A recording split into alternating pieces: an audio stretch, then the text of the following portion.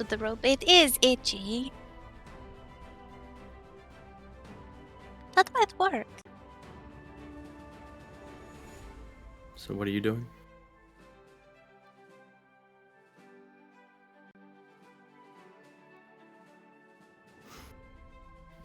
What material are you using? Like sheets, maybe? Like, Alright, just some extra linens and such. yeah. So, providing a little bit of a cushion between the coarse rope and the ship itself, you wrap some, by comparison, very soft and comfortable linens around it, and the quartermaster as well as a couple deckhands go and secure the stuff back the way it had been before, but now with some bed sheets as a bit of cushion between Nimue and the itchy rope.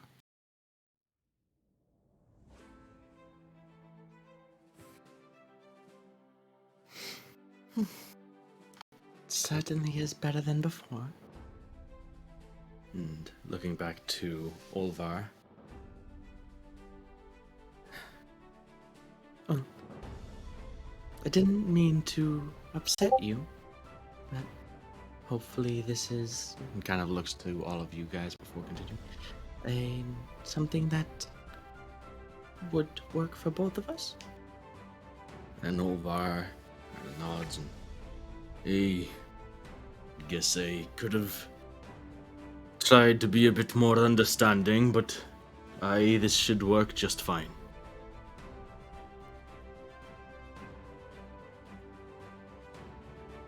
I didn't want to interrupt, but like, it just that's like the book of like a children's book title or something. Like if we had them made of like for our sessions, you know, Nimue and the itchy rope. I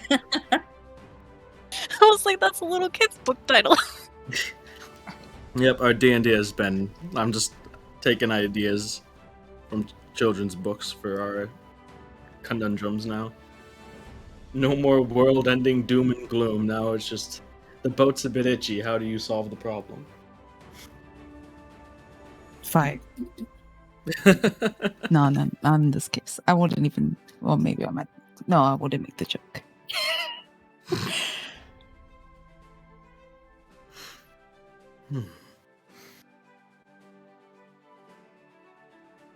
Alright. So, later on, towards the evening, as food is being prepared and the meal is being brought up to the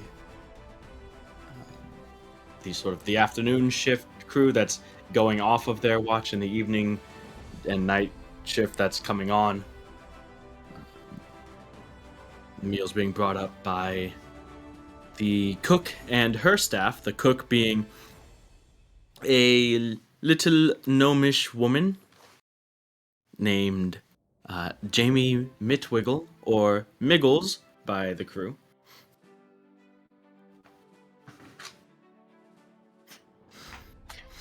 She has kind of a like mother of seven type personality, where she, you know, cares about the crew and like getting them their food, but also doesn't really take shit from them.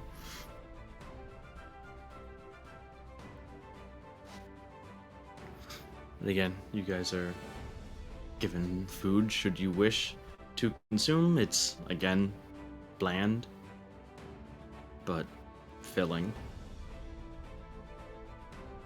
The crew and Miggles have pretty standard sort of back and forth. The crew just jokingly complaining about the food, and Miggles, you know, jokingly shutting them the fuck up.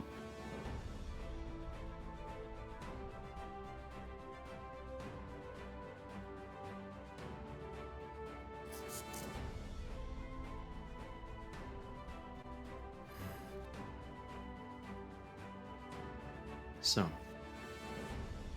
during your time at sea, last time we talked about it, you guys had discussed certain things, projects that you had wanted to work on and continue working on.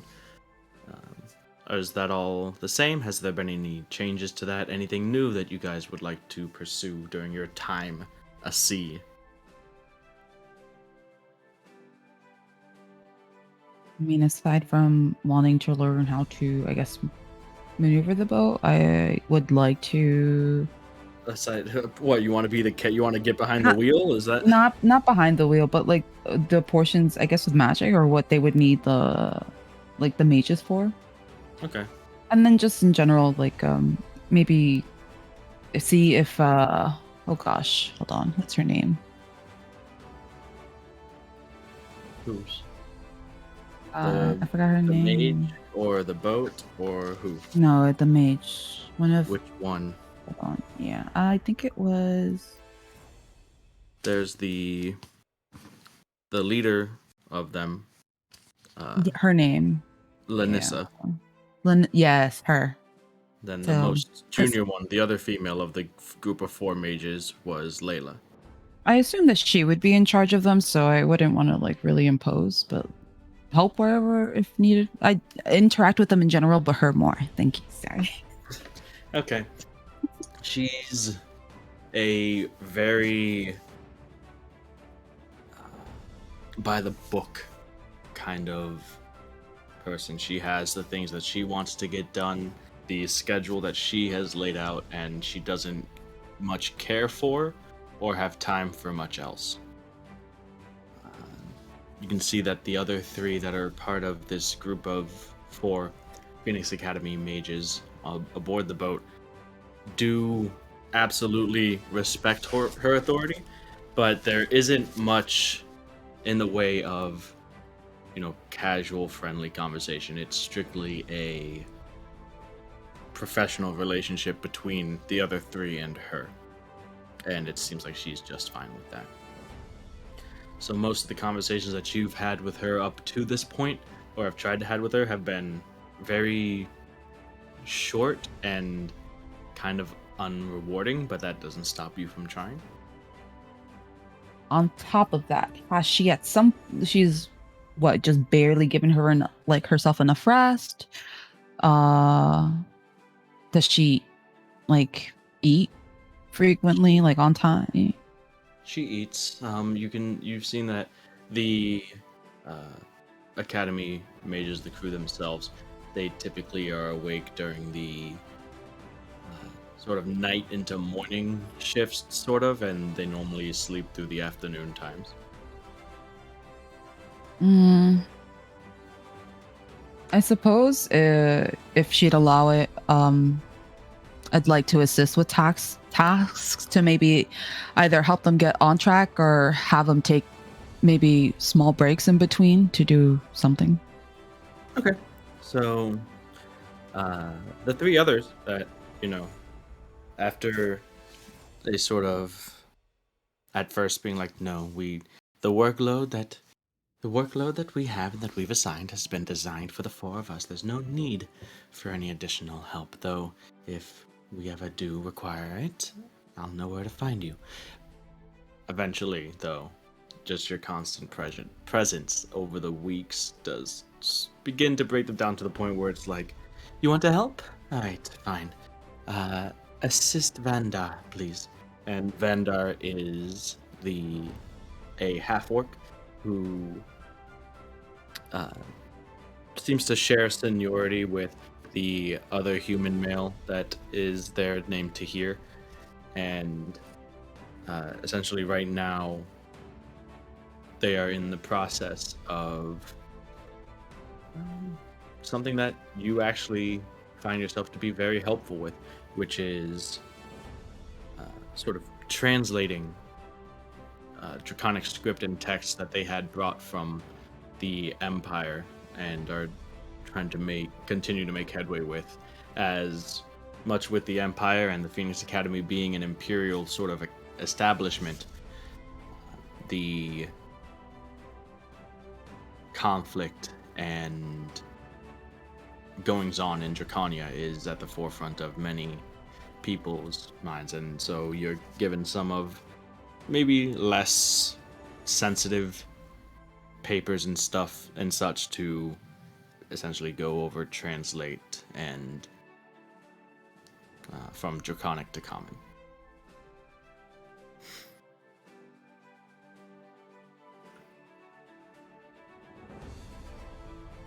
Any transcripts worth remembering or notating?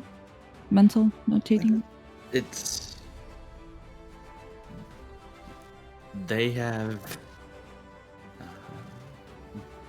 let's see, make an intelligence check, because the things that you haven't been given like full documents, you've been given like random pages to make it so that it seems like specifically you are given stuff to translate that wouldn't let you get the full picture on any one thing. But just, these are words, translate them to the other words, but like it's nothing is really quite enough to get a sense of what the full report would have been.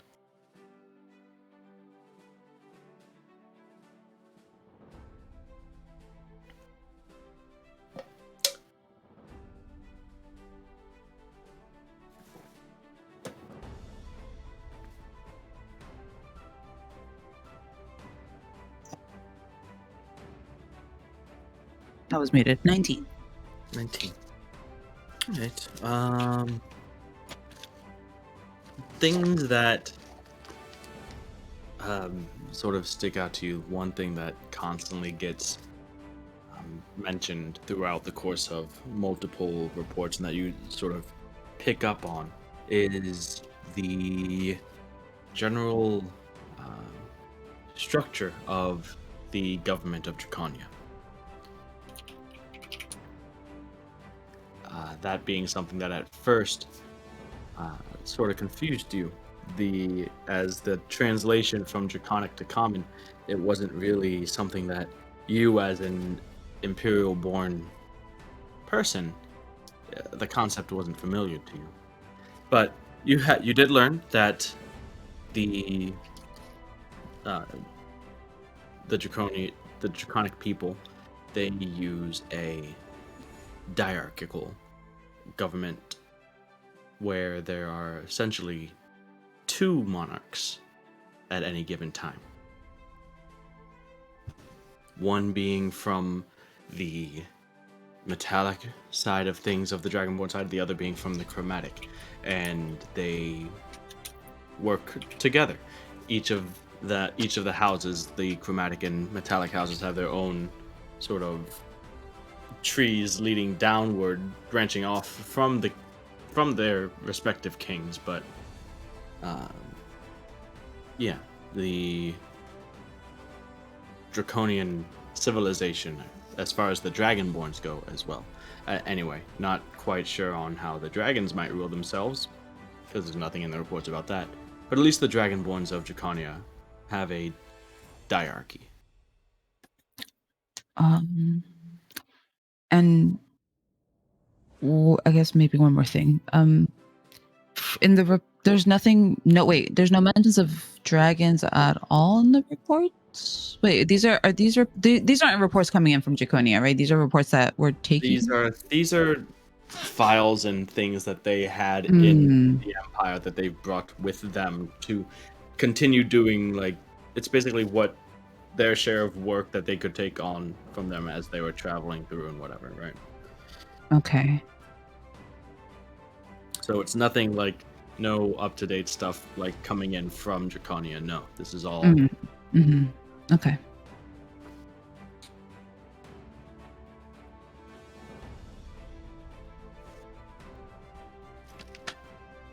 And I'm sorry, can I get their names again?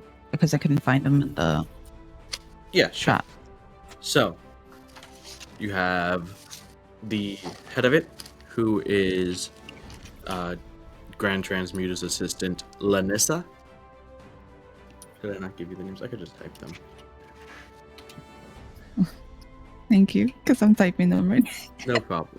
I thought I had it already saved, but the human man, Necromancer Tahir, the half-orc enchanter Vandar, and Abjur's assistant, Layla, who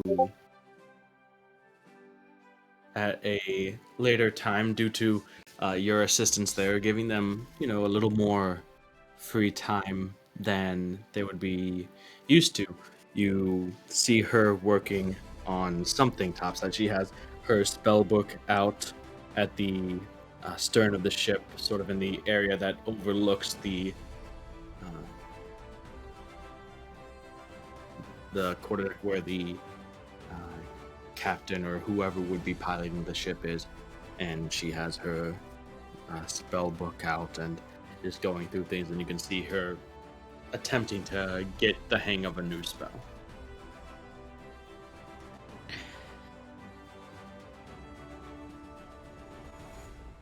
Uh,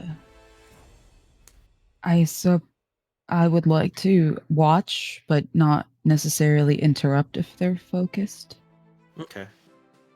You watch for a while, and you can see occasionally what looks like wisps of flame and then wisps of frost, but eventually, like, more and more with each attempt, but not quite producing a noticeable effect as far as you can tell. But eventually, she does seem to sit back and take a break and just kind of uh, head over to the railing and watch the ocean pass by.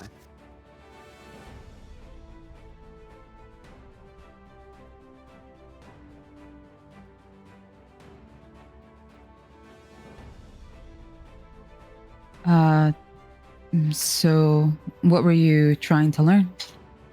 Oh, hey, Era. Uh, just a spell. Something that I thought might be pretty useful for if we came across any dragons.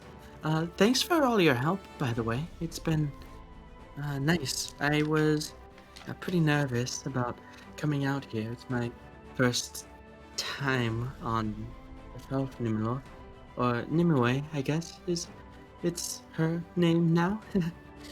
uh, so I mean, it's nice to have someone else that's, you know, um, the same around the same status as me here. Uh, I was kind of worried about being the only one.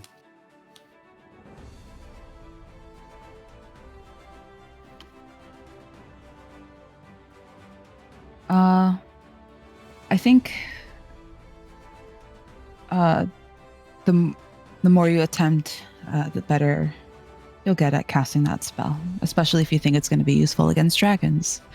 And Not all of them, but some of them definitely. The ones that are more inclined towards fire or frost.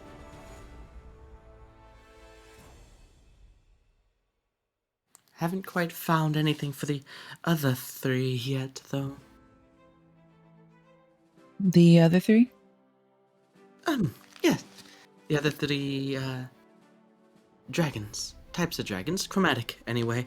Hopefully, we don't encounter any metallic. Oh, I didn't even think of that possibility. What if some of the metallic dragons have turned as well?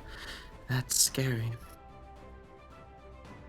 It would be good to prepare for scary, worst case scenario type of thing. Yes. Well, the one spell that I was working on, it's one spell, but it can cover two. So if you could start there.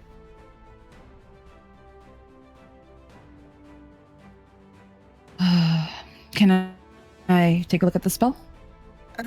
Yeah, of course.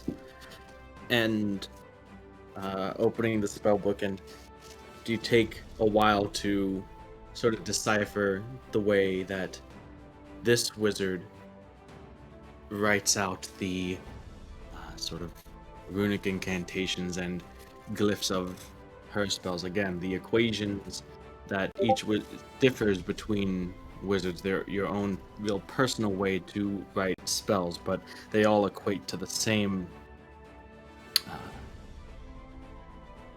sort of magical answer, really.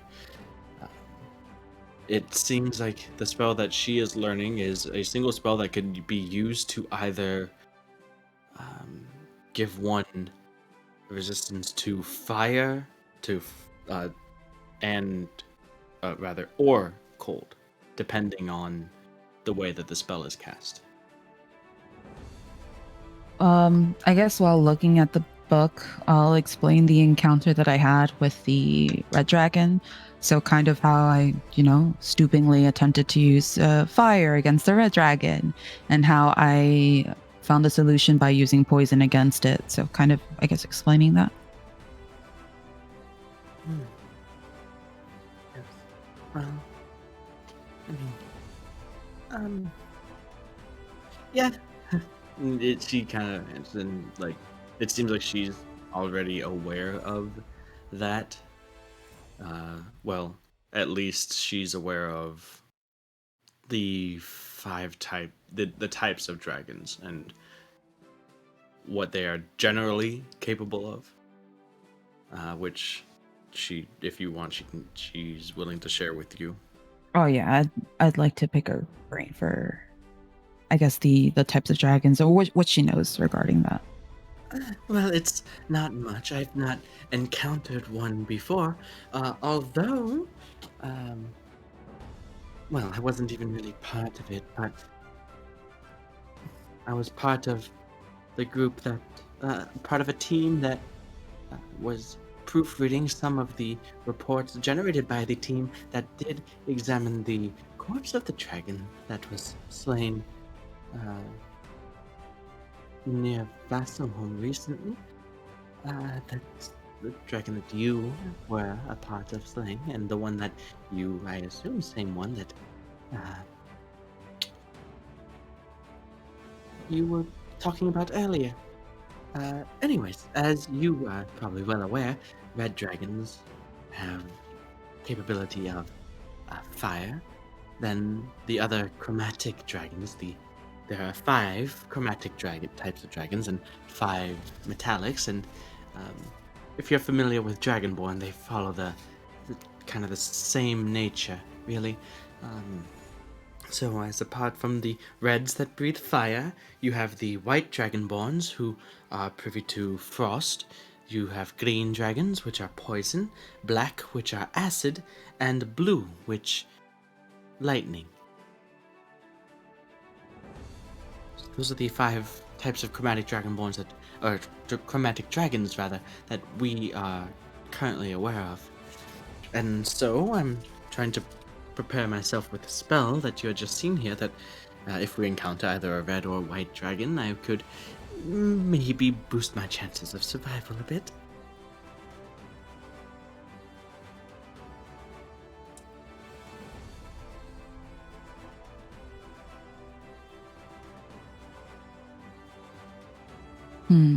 Uh, there's not. I don't think there's really a way I can try to teach someone to cast a spell, right? It has to be like your own ability, if I'm not mistaken. Yeah. I'm not sure. I don't think you. I mean, if you had the spell, you can, but I don't know if you do.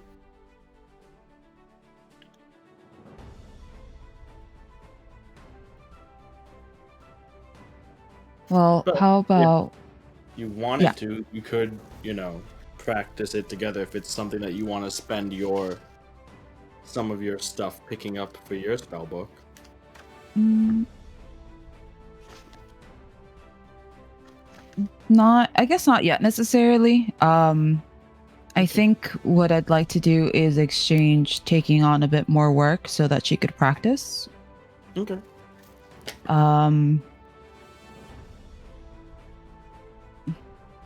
And then see if she makes progress that way for now. Gotcha. Sounds good. All right. Neridian.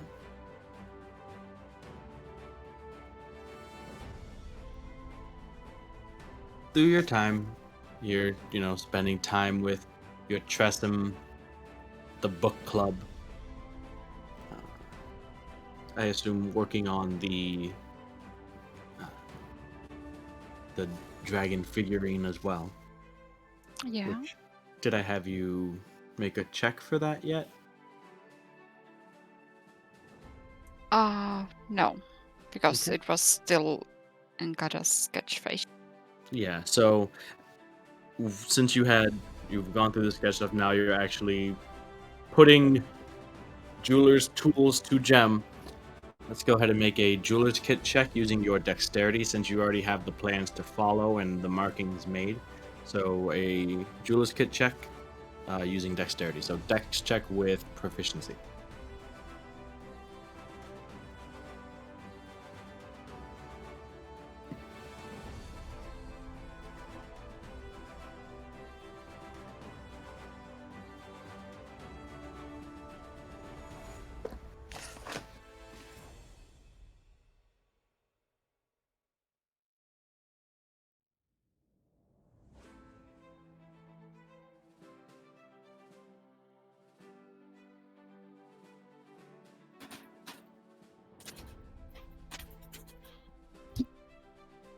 $25.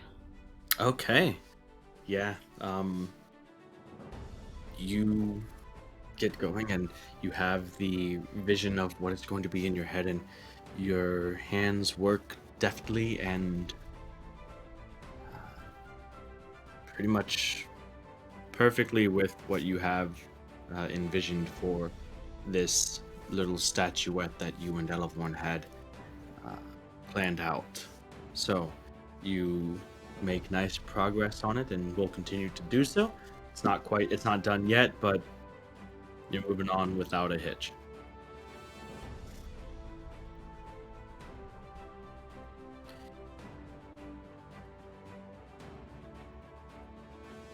Other than that, are you doing anything else or just kind of chilling? Or are you doing something else, Dion? Well, besides all of those, then and maybe helping out the ship's crew some ways, but I mean, I don't really have anything else. All right.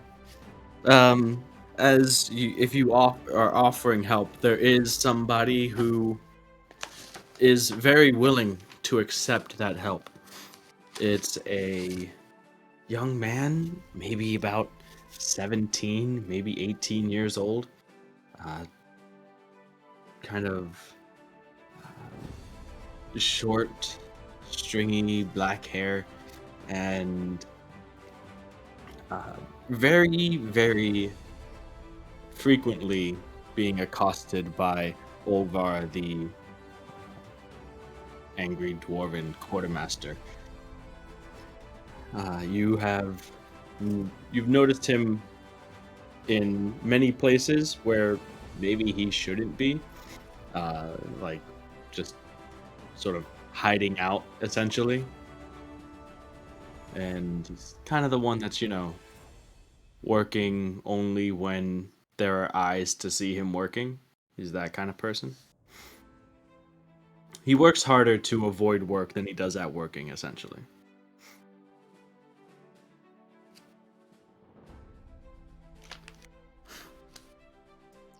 Yeah, I can help him if he needs help. It's And as you're helping him with some stuff, just mundane sort of deckhand work, it's like, it's not that I'm lazy. I can work and I do work when it's important, but it's just Olvar is a bit of a slave driver here. And it's like, if it's not important, why am I going to break my back over it? oh, well, I suppose on this small ship, all the things are important, even they don't mind, even they don't seem important. So, I mean, that's what they tell me. That's what he tells me all the time. But there's only so many times you can scrub decks or recheck things that have been checked twice and twice again. It's like he's just coming up with stuff to keep you busy during your shift. It's like there's no need for it. Just let me do my stuff. Let me take watch in the crow's nest. Let me do my. I don't need to be constantly with a rag in hand. well, Yeah, I guess that would be eventually boring if you would have to scrub and do all of those things. Hmm. Don't know what he gets out of it, honestly. Just as like you two are basically in one of the below decks, like passageways, just scrubbing a wall or something like that. It's like, honestly, who cares? Other than him, he'll find something else even after we're done to come and yell at me that I've done wrong or missed or whatever. It's just, you know, I'd rather be doing something important. So what do you think is more important then? Well, I mean, there are more, you know, like being lookout, manning the helm, learning how to fight just in case, you know, those types of things. Huh. Well, I don't really know how to get you up on the crow's nest or anything, but since you are still kind of skipping some works, I could try to help you with honing on your fighting skills sometimes.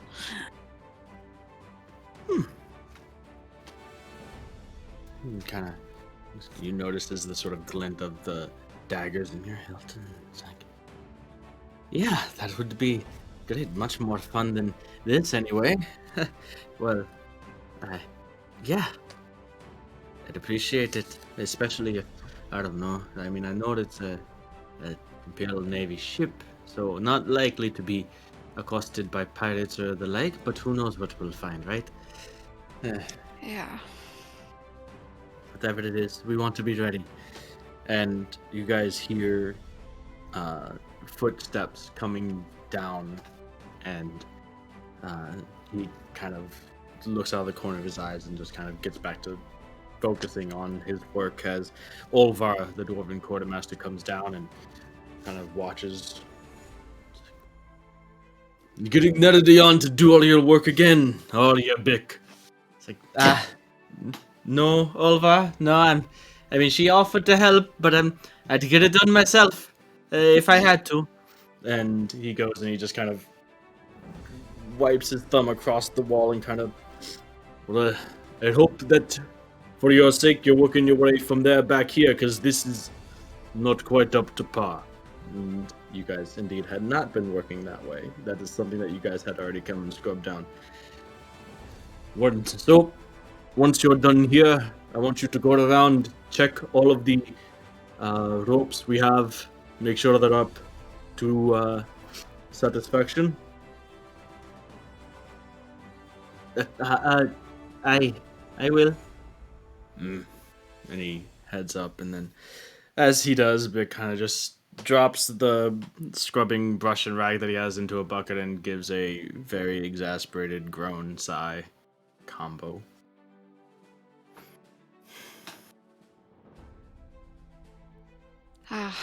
Yeah.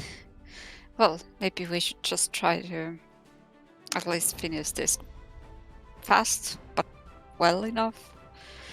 And, you know, And like I said, he'll come down and he'll find something to complain about. You just saw it right there. Doesn't matter what you do, he's going to be upset about it. So, I mean, that's what I'm saying. Like, what's the point? If he's going to be pissed off at it anyway, why even bother? I mean, yeah, we'll finish up, at least make it look like we went over it, I guess. But, I mean, after that, I'm kind of getting up to ready to see what it is you can teach me. How about we just jump right into that, huh? well, I don't mind. large enough. Yeah, I don't mind doing that, but like, yeah, let's just try to finish this up at first. So you finish cleaning up whatever's kind of there, all the way down, and then dropping the stuff into buckets. Bick goes and stores in the back wherever, comes and finds you, and it's like, there's a place a bit lower down. It's not a huge amount of space, but it should be enough to do to work on things and don't necessarily want to go up topside. Avoid the gaze of the mad dwarf. And I don't think it would be a good idea to practice in front of everybody else too. And it's... I mean, they do their own. I don't know why not. Boys fight all the time. Yeah, but you know, they might get in the way if there's stuff That's going true. on. All right. So go ahead and let's see. What is a training thing? Ah, How are you? What are you doing? How are you? well, first I will probably just have him show what he already knows, I guess, or you know. All right. So it's like, well, I mean, I don't want to come at you with a weapon or anything. I do have a knife, but I mean, if you're sure, and he just kind of unarmed comes at you. That's a 8 to hit. No. So swing and a miss. Just kind of comes up, swings wildly, telegraphs his entire attack the whole way through. You see it coming a mile away. It's almost like it's in slow motion, but you kind of just easily duck out of the way. He wheels around for a second time, and that's a 4 to hit. Like you just kind of stop it in midair, and he's just looking quite embarrassed because at the beginning he seems like, okay, I can at least maybe throw a punch or two, but now you're just proving that you're on a whole different league and he has a lot to learn.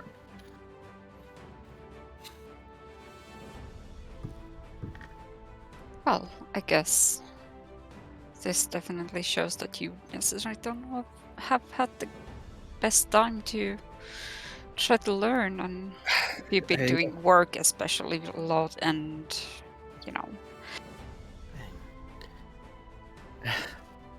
I don't really have anything to.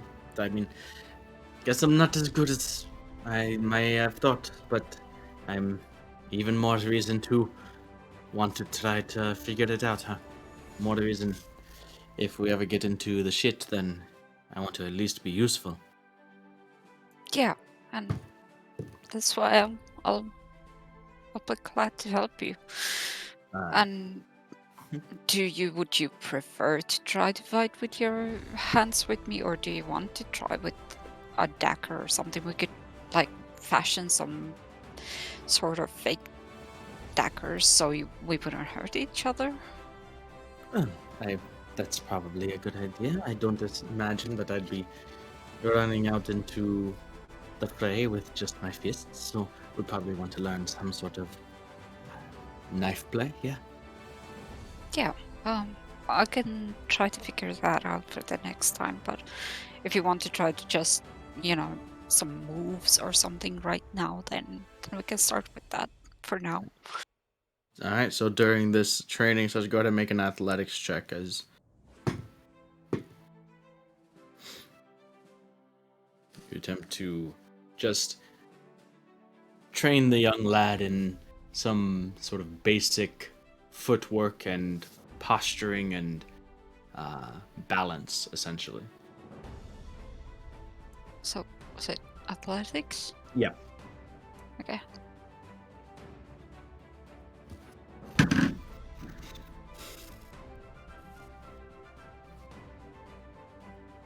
Uh, 16. Okay. So, goes well. You guys go over this and spark from 45 minutes, an hour maybe, before through the walls somewhere you hear Olvar shouting out for Vic. He's like, shit. And he disappears to Olvar's call, and you have the time to go and do whatever it is you want to do, whittle some fake daggers or whatever. Yeah. Couple days pass. At this point, you guys are about a month in.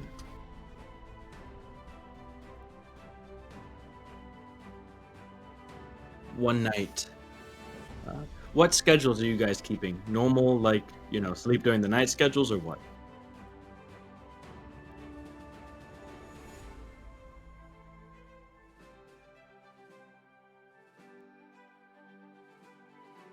I Oh, assume that then Era is running with the academy schedule. So the-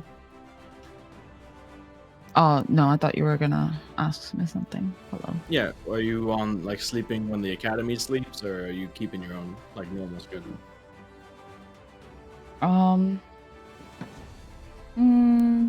I mean, if I'm not needed really anywhere else, there's no reason why I wouldn't be able to follow the same sleeping schedule, I guess. Okay.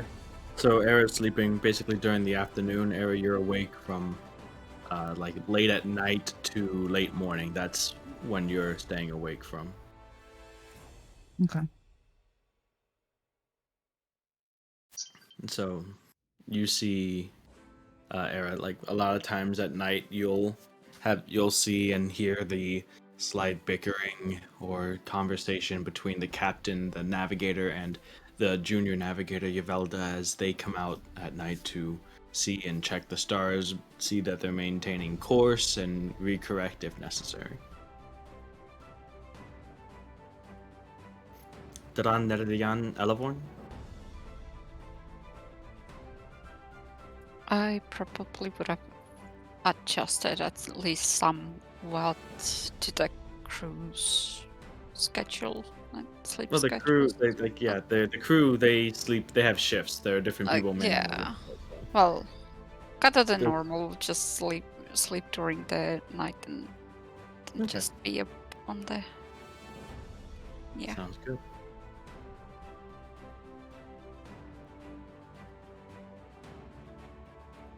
Durand Elevorn? I'm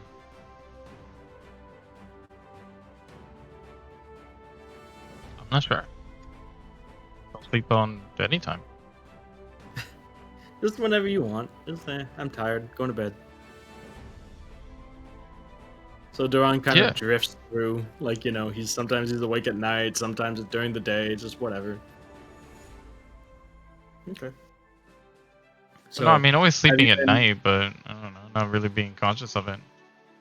have you been keeping up with Zevzal? He's keeping his workout routine going. Yeah. Okay.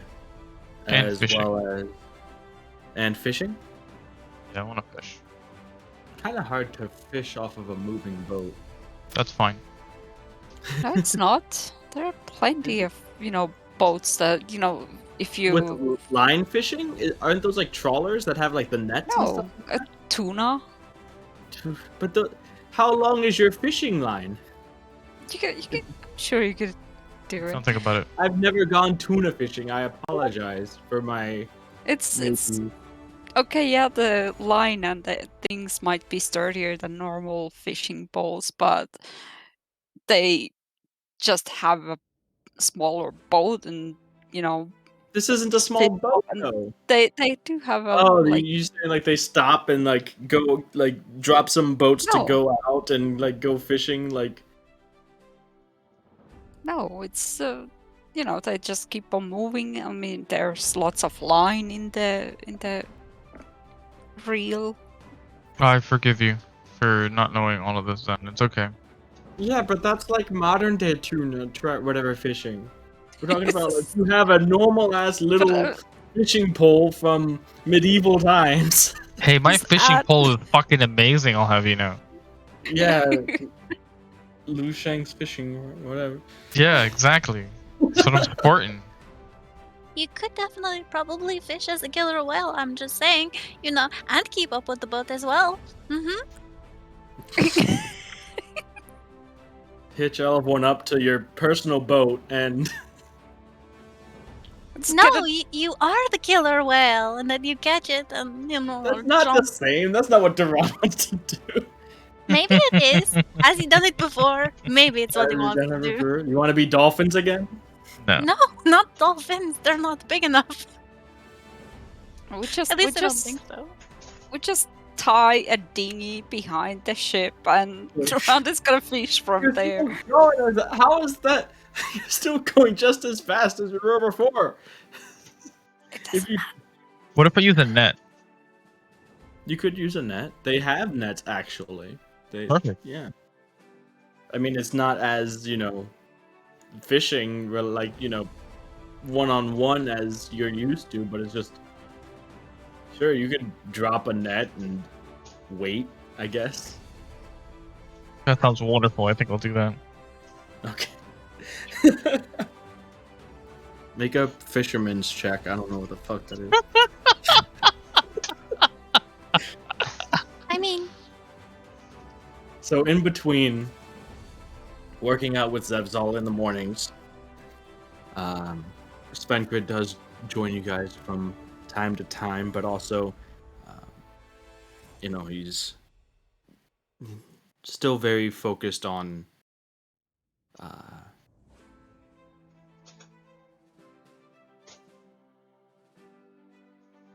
what it is that you guys might find when you get to Draconia, as well as, so you're doing the workouts with Zevzal, you are still, learning in under Svenkrid when it comes to things of Bahamut and the Aegis and faith, and so you're doing prayers with Svenkrid, and on your own you are fishing using the boat's nets, sure, but you're going through and doing that, and every couple days you guys get a meal that includes some fresh caught fish along with the sort of hardtack and other bland food, so it's quite nice for those that eat fish.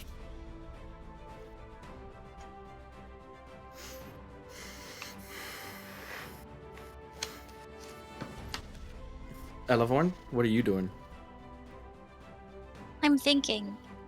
Oh dear, this might take a while. So how does the foldable boat work? Like, could we put it out and then fold it back up and leave again? Because, like, they could fish for a while. I could windwalk us back, fold up the boat, windwalk us back, and then they could have fish. Like, actually just You would fish. yeah, that would work. You would be wet, but that would work. Oh, no, not wet on the ocean. Yeah, Oh, exactly. how could that ever happen in the ocean? Getting wet. Yeah, so you could be out on the foldable boat, I guess. You could stuff all the fish into a bag of holding, ditch the foldable boat, fold the boat back up while you guys are just treading water in the ocean, put the boat away, and then windwalk to the boat, the ship. You could do that.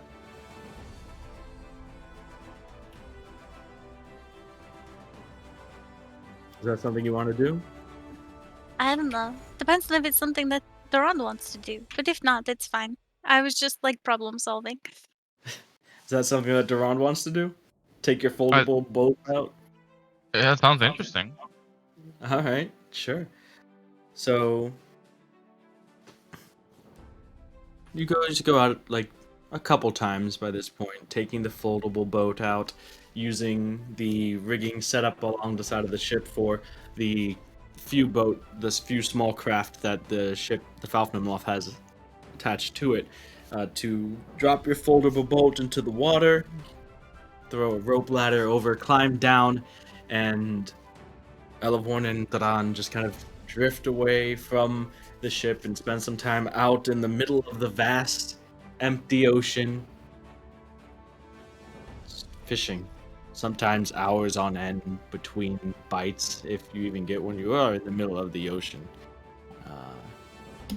So very, very random spot to just drop a line, but that's not really the point of fishing anyway.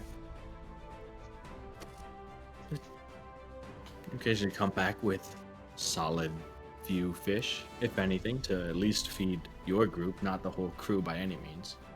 That's more the nets and the trawlers. How'd you guys do that?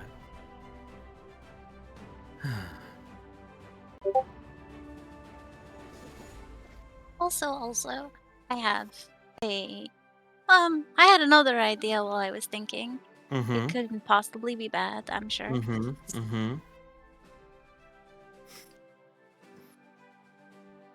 Okay, hold on. No, I'm sure it's really okay, probably. But I would probably at least want to experiment and see, what does plant growth do?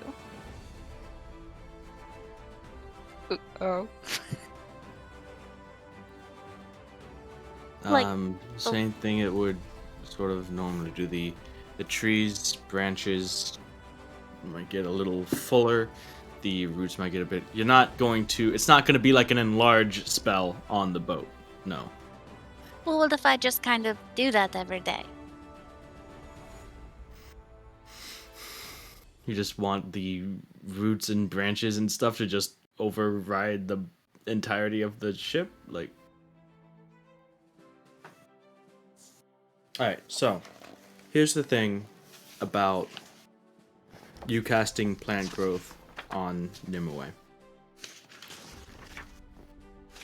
When you cast it the first time, you do notice that, you know, as you complete the spell, is it just like the quick one or the Well, I long? thought the longer one, because it's, Okay. So you I didn't- notice that the it happened like slowly, but like more leaves begin to sprout from the branches. Maybe the roots grow ever so slightly larger, but the effect that you were expecting, the effect that you have seen happen before, seems very uh, minimized, diminished over the enormous size of the ship. And it's part of the reason why there need to be 4 Academy mages on board the ship to do what it is that they need to do. It seems like just your one spell, it's harder to take, harder to infuse your magic into the ship. So it would take more to produce a similar effect of what you're used to. It does have the effect of plant growth, but just on a very much smaller scale.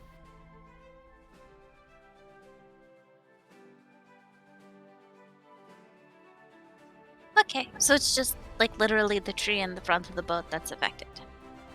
Pretty much the tree on the front, yeah.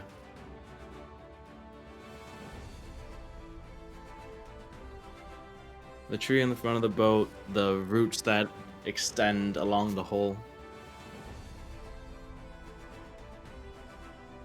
But no, you can't plant growth like the mast to make it 10 times its normal size.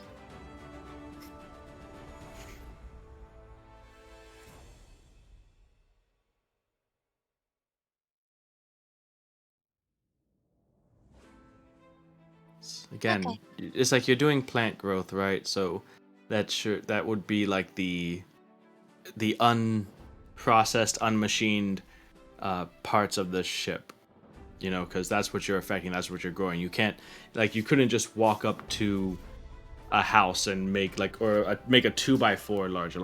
I understand, that's not living, but at the same time, what the spell grows is going to be the actual unfettered plant portions of the ship. Okay. Well, I just honestly wasn't sure if the whole ship was alive or not, so that's why I was like, we'll just see what happens, and Oh, it is. But it isn't. Okay. It is, but it's not. It's like the whole ship is alive, but the whole ship is not just like because plant growth. The way that I'm thinking of it is that plant growth can only affect the parts that are strictly a plant, part of a plant. And although the whole boat is Nimue, like some of it has been fashioned into a boat, so it's not quite as connected to that main tree as the main tree parts are.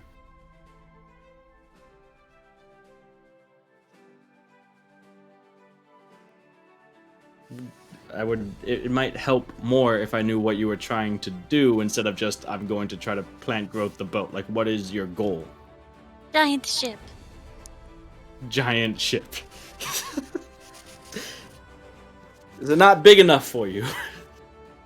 I don't know. I'm not sure. I mean, it's fine. I just was like, if she could be like huge by the time we got there, that would be really cool. But not if it's just like a tree tipping over the boat in the water because it's too big. Because that would be dumb, and I don't think I'd do that. Yeah, no. The way that magic is able to affect this boat, affect the ship, is a bit different than you're used to, as you find out. Like I said, it doesn't have the full extent of the effect that you would have expected. It does have an effect, but it's not as grandiose as, or even as much as what you have seen in the past. So it's almost like the boat itself, the ship, is receptive to magic, but it takes a bit more effort to push it through, if that makes sense.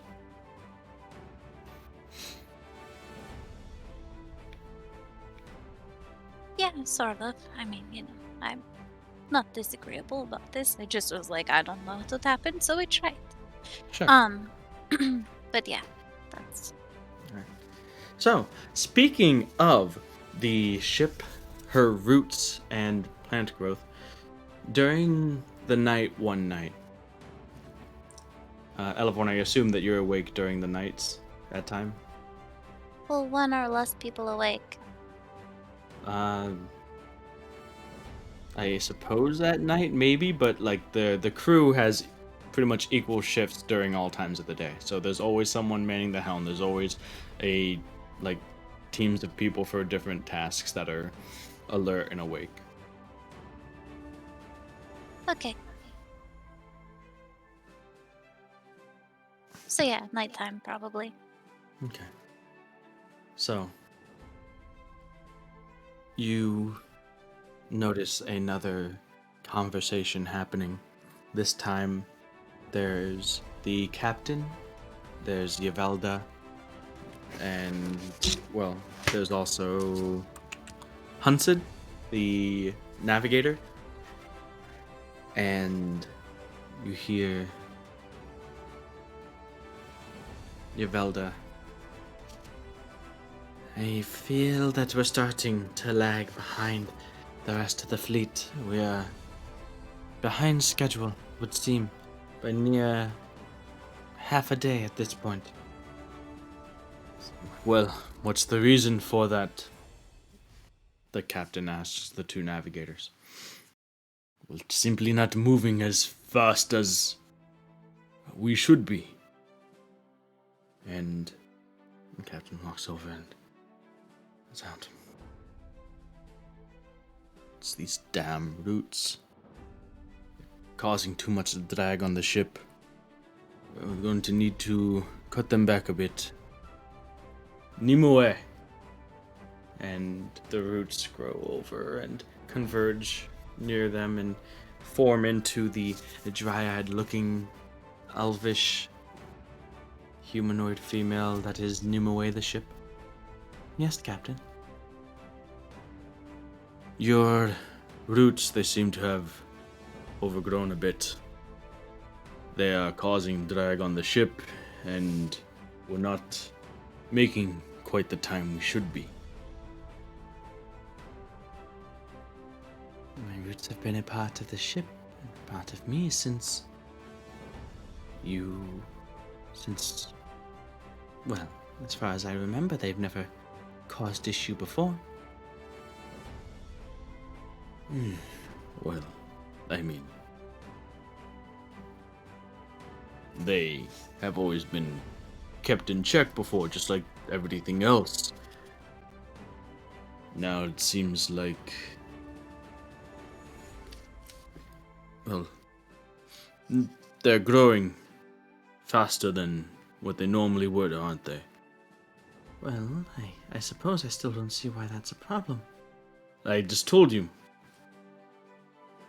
As we go through the water, your roots are causing too much drag on the ship. We're not moving as fast as we should. We need to cut them back. If you cut them back, I won't have as much reach as I otherwise would. Are we sure that this is something that is best? And the conversation kind of goes back and forth for a while. Do you feel like getting involved, Elevorn, or no? Yeah, you can't just like cut part of her off. That's not okay. Are you saying this? Yes. Okay. It's not like, I mean, it was obviously before she was what she is now, but we have done maintenance on the ship. Obviously, part of that was keeping the parts of the ship that are the tree in such a way that they don't interfere with the functionality of the ship. Well, maybe that was before, but these are... I am just as much a functionality of the ship as anything. Probably more so.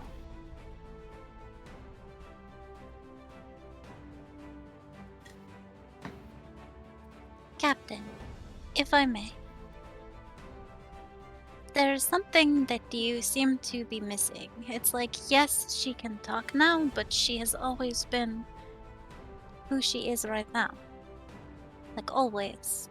Before you were here, before I was here, before anybody. I mean, is there anybody as old as her on the boat? Don't believe so, but I also don't see what that has to do with us making the time that we need to make. Well, how do her roots need to be positioned? Can she position them differently so that there is less, what do you call it? Drag? What is drag? How does it work? Can you explain it better? So, as we are moving through the water, the ship is designed in such a way to move swiftly through the water. The roots themselves, they get in the way of the water. They cause more friction, more resistance to moving through the water. The more roots there are, the more resistance that we have, the slower we go.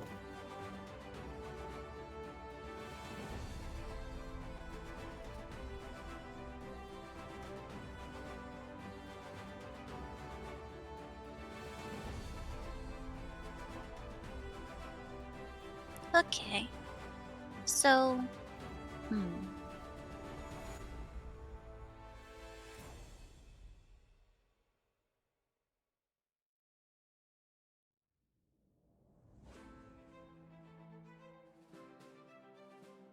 So it's like how, like if I'm splashing around in the water, it's kind of clumsy, but if I'm like a dolphin or something, I go really fast. Sure. Because it's made for the water, like motioning with my arm. For going with that, it's like sticking your hand over the side. You can feel the wind passing through your fingers, passing through your hand. A slight motion of the wind pushes your arm back a bit, but if you were to flatten your hands, it's easier, more streamlined, sort of like that. Nimue, do you think you can do anything about this with your roots?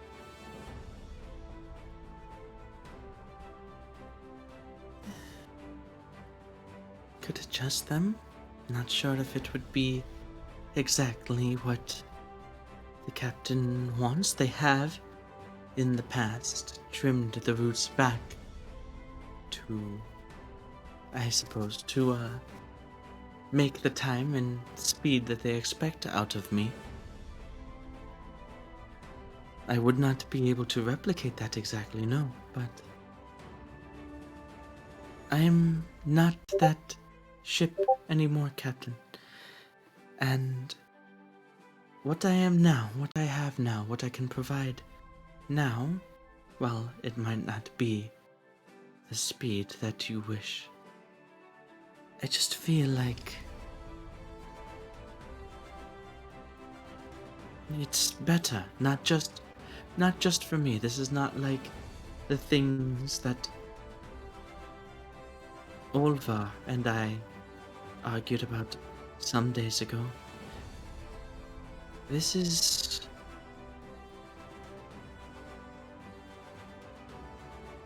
I can better serve the crew. I can better serve my purpose, I believe.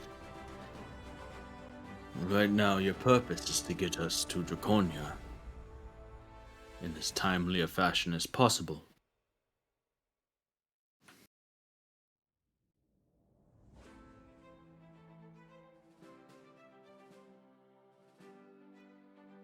Well, I mean, if you want it, I can at well, for a time every day, either make it more windy, like push wind into the sail, or maybe control the water so we go a little faster. Looks to Velda and Hunsid. Well, suppose we can do that in the morning, and tomorrow evening, Yavelda, Hudsid, I want to know how much time we made up for, and whether or not Elevorn's efforts here effectively counteract the additional drag on the ship from the growth of the roots. If they do, then we may continue as is. If not, then we'll revisit this issue tomorrow night. Aye, Captain.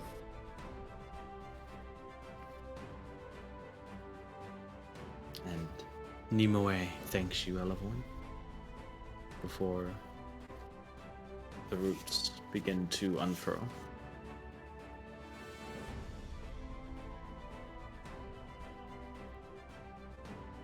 Of course, hopefully I can figure something out. Alright, so the next day you spend some time. Boo-ba-doo-ba-doo. How much time, effort, what are you doing, Elevorn? All your spell slots? Some of your spell slots? How long does Gust of Wind last? A minute? 10 minutes?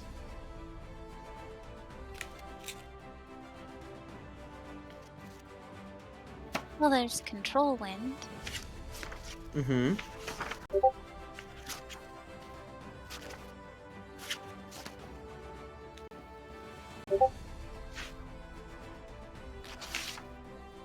Control water.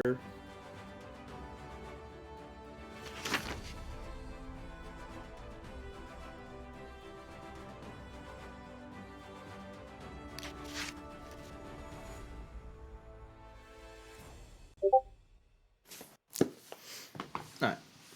Well, we'll say that you're using your spells for that purpose. Right? Yeah. Okay. So later in the afternoon, coming on to evening, so Era, you are kind of just waking up with the academy and going to get breakfast. It's this time that the four of you would normally awake, and this is when you guys see each other between the afternoon and evening shifts. Up there on the deck again is Yavelda, who, with the last sort of vestiges of sunlight as it dips below the horizon, she goes up and looks like she smells something off. You can see her kind of tasting the air and looking around, not really meeting eye contact with anybody, but walking back and forth from each side of the ship.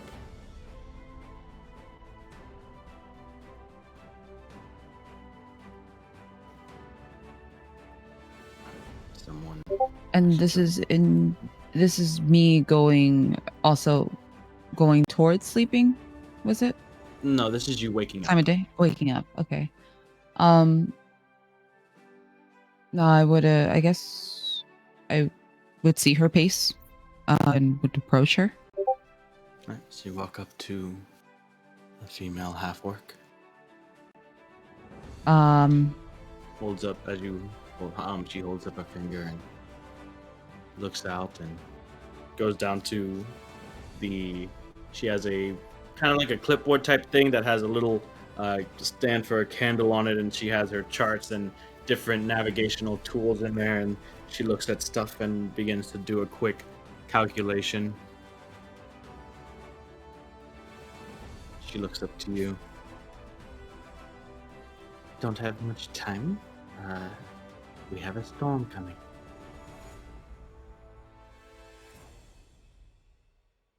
Oh, sure.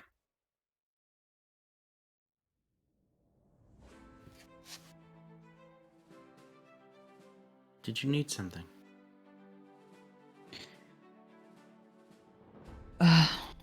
Not necessarily.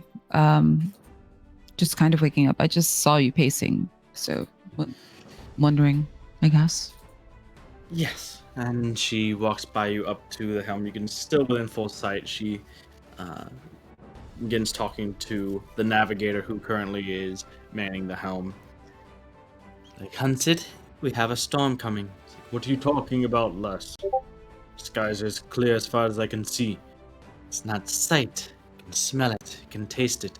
What are you on about? Might be a junior navigator here, but I promise you I've spent more time on the ocean than you, the captain, anyone else. I've lived on the waves. We have a storm coming. They kind of have a stare down for a bit. Not to interrupt, but if a storm is coming, then what would be the most efficient way to prepare for one? If you need word to get out there, I can let my folks know and spread the word, but otherwise, if there's anything else I can do. Is it bad? Can you sniff how bad the storm is? I'm not making fun of you. I'm actually genuinely asking. It's far off. Can't really tell severity from now, but I mean, we're already half a day behind the rest of the fleet. If they're ahead, then certainly they are about. They would see it before us. Or if not, they're already in it. At the moment, it doesn't seem terribly bad, but as it gets closer, if it ends up being worse, it might be too late to divert course.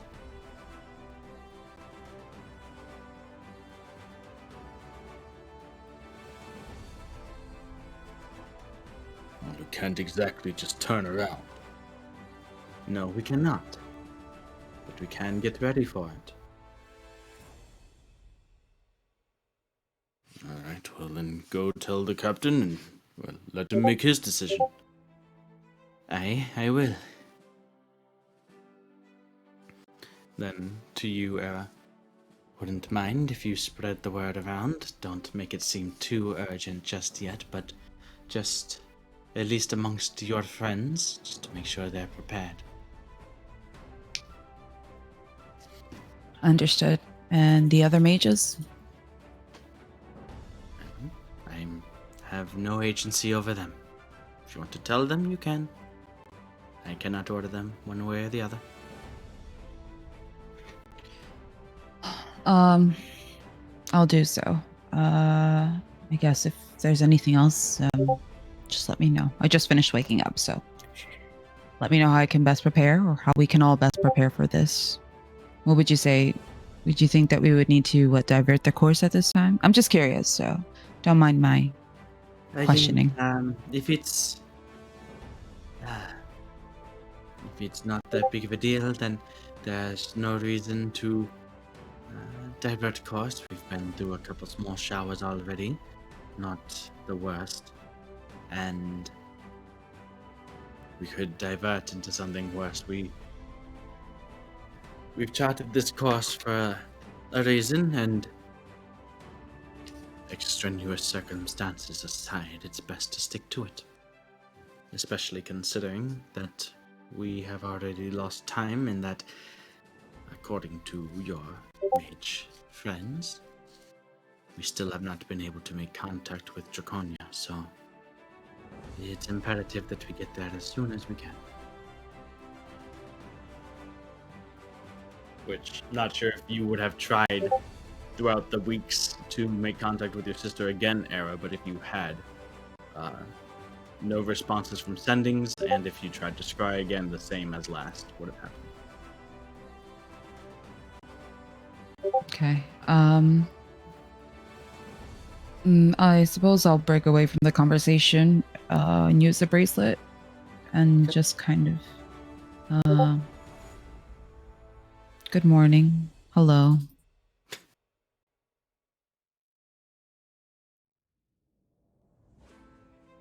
Did it work? Did she say if it worked? If I mean, what I saw work you now? were talking to her, but I didn't know. I didn't want to interrupt. So, well, I was What? trying to make the boat go faster. I don't know if it worked. So, Oh, um. Well, it still seems like we're behind from what she was saying. She did mention that we may have to prepare for a storm. Nothing indicates it now, but it is something that we may have to prepare for. So I guess just as a heads up. Um, I'm not. I can ask regarding the speed, but it seems that again we're still behind, and we may need to divert the course if there's a storm coming, things like that. Do you want me to ask her anything in particular or specifically? well, just if it worked or not, because they're gonna. She's not Well, there anymore. She's gone. Okay. Oh, But you can find It's out later around. on that you haven't lost any more time, Elevorn. So you haven't gained back time, but you haven't fallen further behind, and so they are tentatively okay with it at the moment.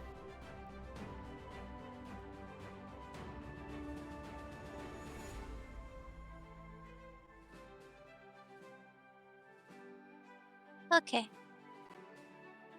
Well, I'll just tell Era. Let them know if they need to divert or want help doing that. I could still do something about that maybe. Not the storm, but maybe moving us in a direction faster a little bit. I don't know. She's not here, but if I see her, I'll tell her or I'll direct her in your wherever you are, and in that current moment in the future, possibly. I will probably just reach out to the mages and let them know too, just in case. But other than that, let me know if you need anything. I kind of wish I brought more food, variants. I'm kind of getting sick of the food that I'm eating right now, and I'm really hungry. Well, where you're up on here, I will come to you. You guys are like 30 feet away. All Ubers. Like you're pretty much like just up a flight of stairs, essentially. Well, I couldn't see up the stairs. Okay. I was looking at my bracelet too intently. Exactly. You damn kids are always just looking at your bracelets. Alright. So what are you doing, Elevon? Well, I was The just allspice? no. I was gonna try to use prestidigitation to like something she likes or that she misses. You know, if I've had it. You know, I could like if you like, pastries, I could make the tack taste like a pastry, but it'd be hard still. Yeah. Doesn't have like a stale pastry. Oh my god. You know what? I'm pretty sure even that will taste like 5-star right now. Yep. I'll take it. It's amazing compared to what you've been going through for the past couple of weeks. The stale pastry is still just enough to put a smile on Era's face.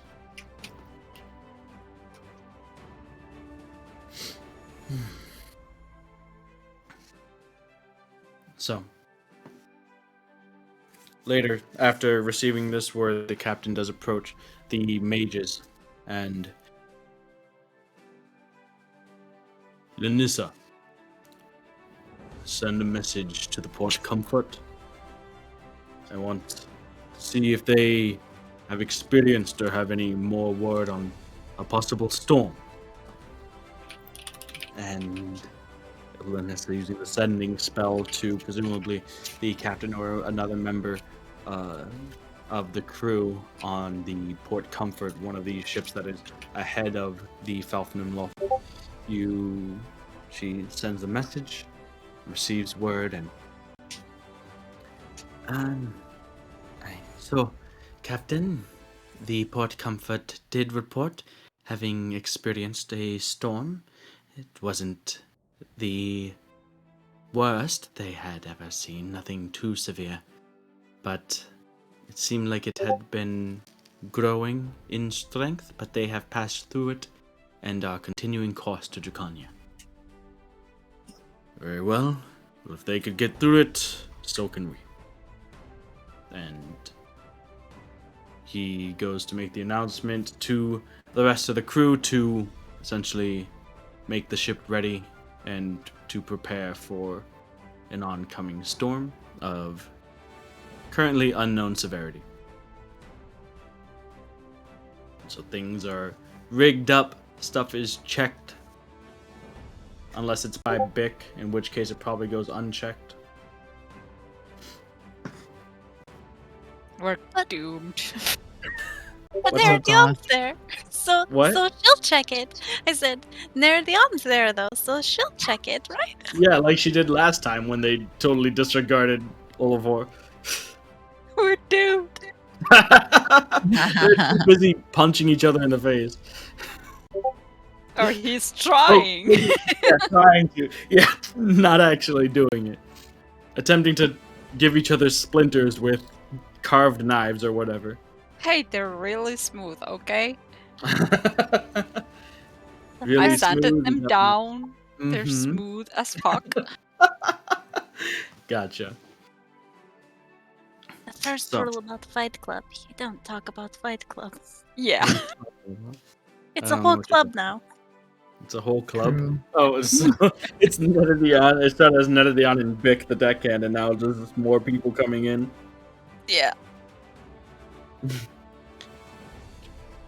They already have, like, there's already, like, boxing and, like, bare knuckle fighting that goes on, like, in the open. That's, like, a recreational activity on board the ship.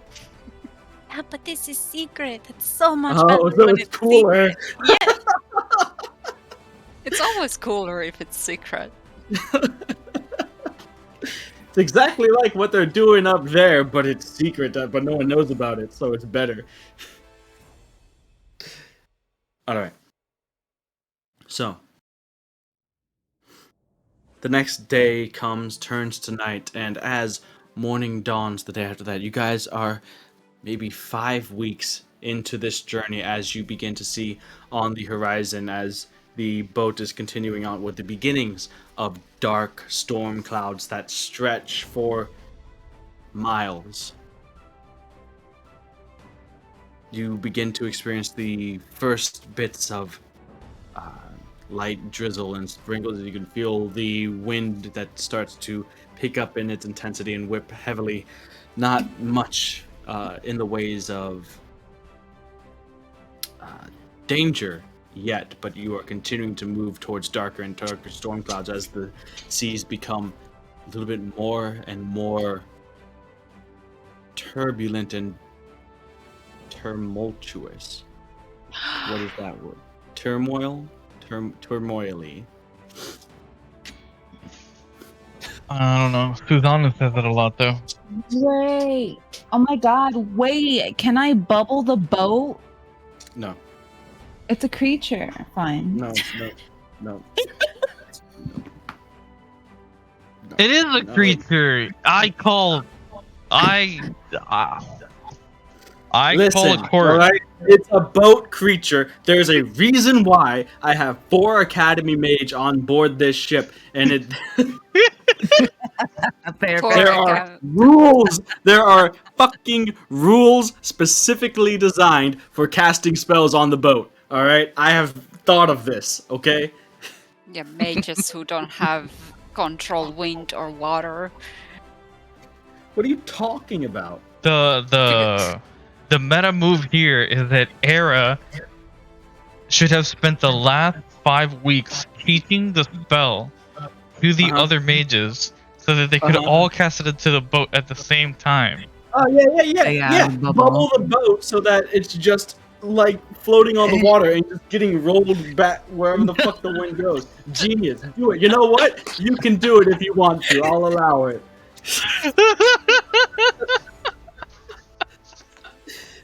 My dream fulfilled. Make it into a roll, and I still won't do it. I'm a coward.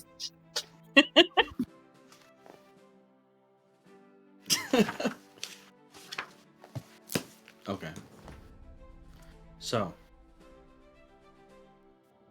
as the wind begins to grow heavier, the waves begin to grow larger and just barely start to crest over the sides of the ship, kind of coating the top deck in a slick film of seawater. The worst seeming yet to come. The captain gives the order to ring a bell, and essentially everybody is woken and stirred, all hands on deck for the upcoming storm and getting Nimue, the Falfnimloth, the Arbor Wave, through the storm. And as you guys stand alongside the crew, prepared for what is to come, the hard, cold rain stinging at your face, the sails whipping in the wind above as they are being basically pulled up as the wind is going and kind of pushing against the boat, so the sails have been lifted. The captain behind the helm. Let's go ahead and take a break.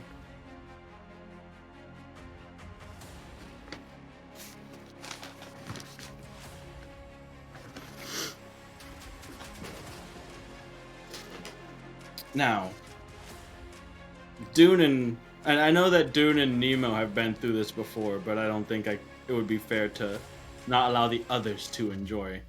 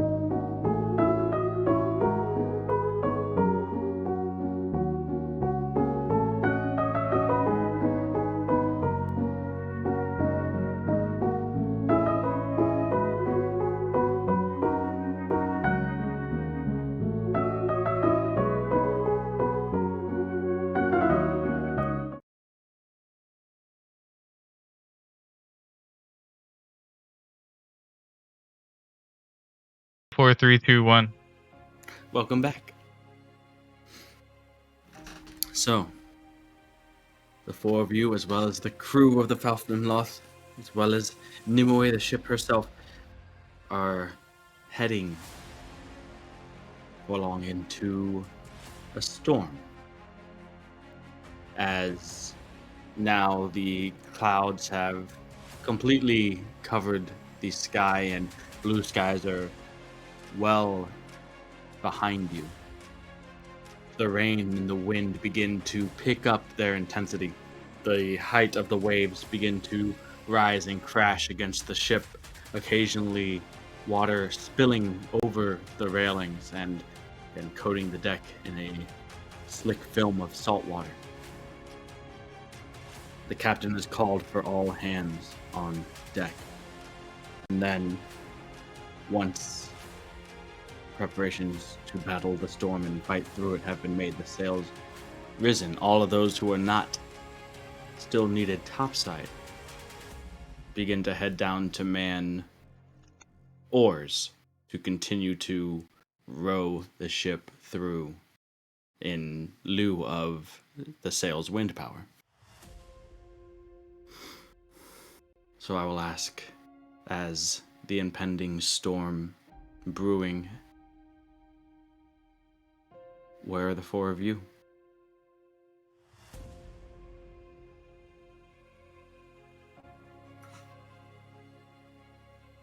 You guys staying topside, or are you guys heading elsewhere?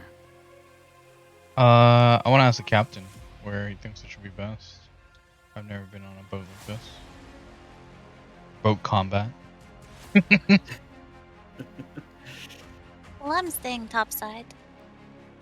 Okay. Captain, I'll also take while it. he's still kind of reacting to the waves standing behind the helm, usually turning the ship with the waves to avoid capsizing the ship itself. You have to like sort of hold your balance at times. There are impacts and then sways of the ship, like leaning and listing to and fro. So maintaining balance is a constant endeavor. He tells you, you know your strengths better than I. We will need strong arms down below to assist in rowing. We will also need sharp minds and quick wits up here should things begin to turn south. I have, at the moment, all the crew I need manned up here, but should things make a turn for the worst, there will always be a need for more hands. In the meanwhile, then I'll go down. The others have a means of calling me up here if it's necessary. Aye. And all this is kind of having to be shouted over the whipping wind and rain. So, Dran, you take yourself sort of drenched from the rain of the storm down to man a set of oars, and you spot amidst those down here Zevzal as well. He pretty much came right down here. Figured this is more where he would be useful. Already rowing away. Alright. Orval, the quartermaster, is the one that is keeping basically the pace and cadence and everybody in sync with each other. There are runners constantly going from down here up to the captain to maintain or adjust the pace and speed and of the rowing. So everyone staying topside. Durand is down with the rowers. Era, Naradian, what are you doing? I would have followed Ron downstairs to row. I'm Okay. strong. I'm strong. Era?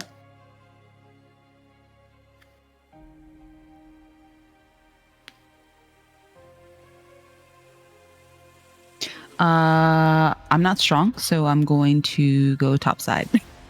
All right.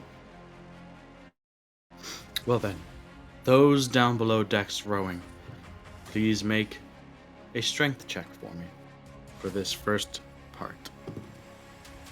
Ooh, natural 20 on Zebzol. At the arrival of Durand,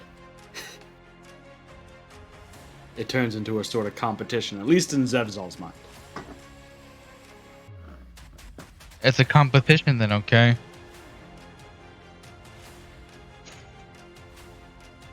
With that 17. mindset.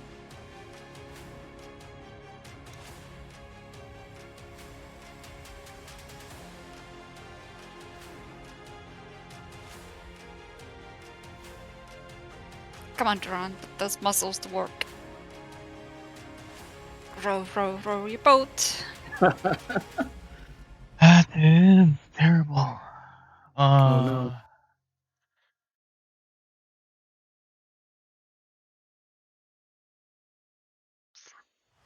Terrible for me.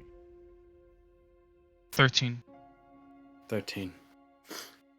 Not the worst, but not the best either. So, you guys are rowing all the while. Orval is making the rounds, walking between the two rows of those manning the oars and basically shouting his form of motivation at the crew and everybody down here to basically keep up the pace and keep pace with each other, calling out people individually that may be slacking behind the others and causing them to begin to pull their weight. And after minutes of this, you can feel the wrath of the ocean through the oars that you guys are holding and essentially fighting against the water itself with every single push and pull of your oars. And within minutes, your arms do begin to feel it and burn, but you continue regardless, as you can hear the sound of both rain, wind, water, and footsteps topside that are making this sort of percussive just cacophony of sound and general chaos. Up topside, the captain is manning the wheel, and the boat itself occasionally is lurching side to side with every errant gust of wind or wave crashing over the top. Era and Elevorn need you to make strength saving throws, as one particular strong, well, rather, before that, you guys are heading forlorn into this. At this point, visibility is very much limited. However, you can see the dark shadow through the wall of rain that's coming down of a rather large wave that is beginning to form in the distance off the front of the ship. And you can hear the sort of roar of the ocean. The boat itself begins to dip and list in the direction of the wave as water is drawn back away to continue and form into this colossal wave that's going to crash down, the largest one of the storm thus far. But the captain shouts over the rain, his voice going hoarse already, for everyone to brace. What are you guys doing?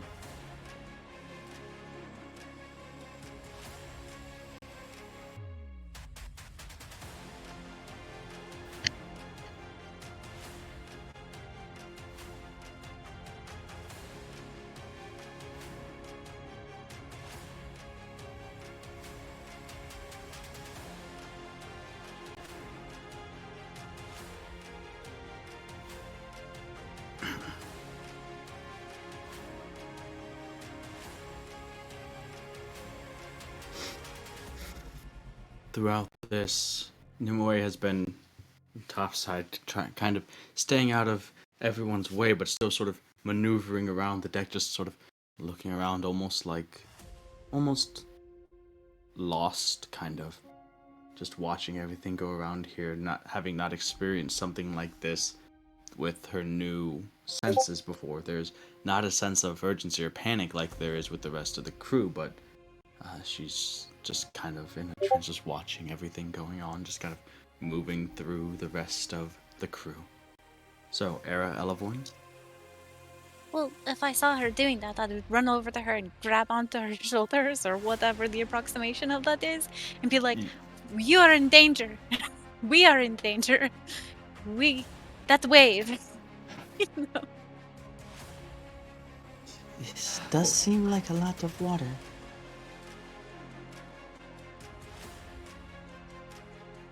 You have to pay attention to what the captain is doing with the boat and the wave and try to help him.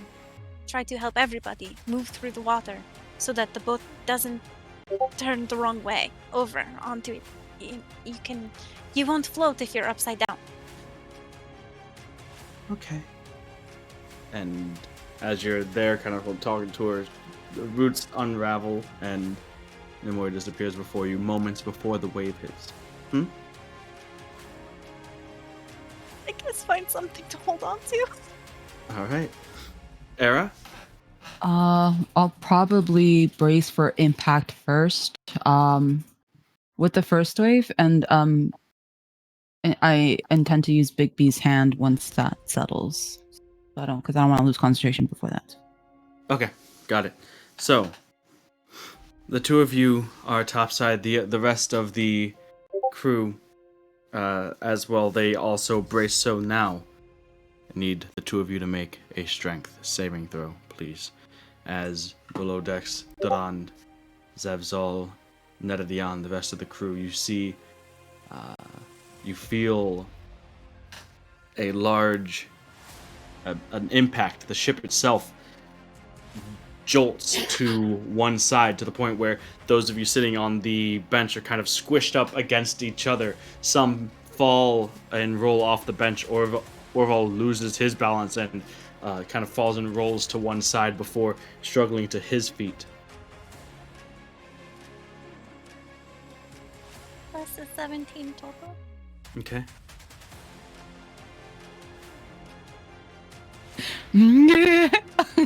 So it's either a 0 or a negative. It's probably a 0 because I rolled a natural 1 and then I have -1 saving throw for strength. So Okay. So Elevorn, as you are bracing up against the mast, holding on to one of the pegs that's inserted for people to climb up to the crow's nest, just gripping white-knuckled to it as the wave comes down and crashes over, you can feel it as it slams into your back and kind of forces you up against the mast, your face pressed against the wood there, your entire body being drenched by the water, and the entire boat itself, at least on this side of the deck, being awash with the water. You can feel the boat slam, turn, and twist to the whim of the ocean, and the captain grunting and yelling and screaming against the basically screaming at the ocean itself and fighting, holding, clutching the wheel, bringing the ship back to some semblance of being stable and level.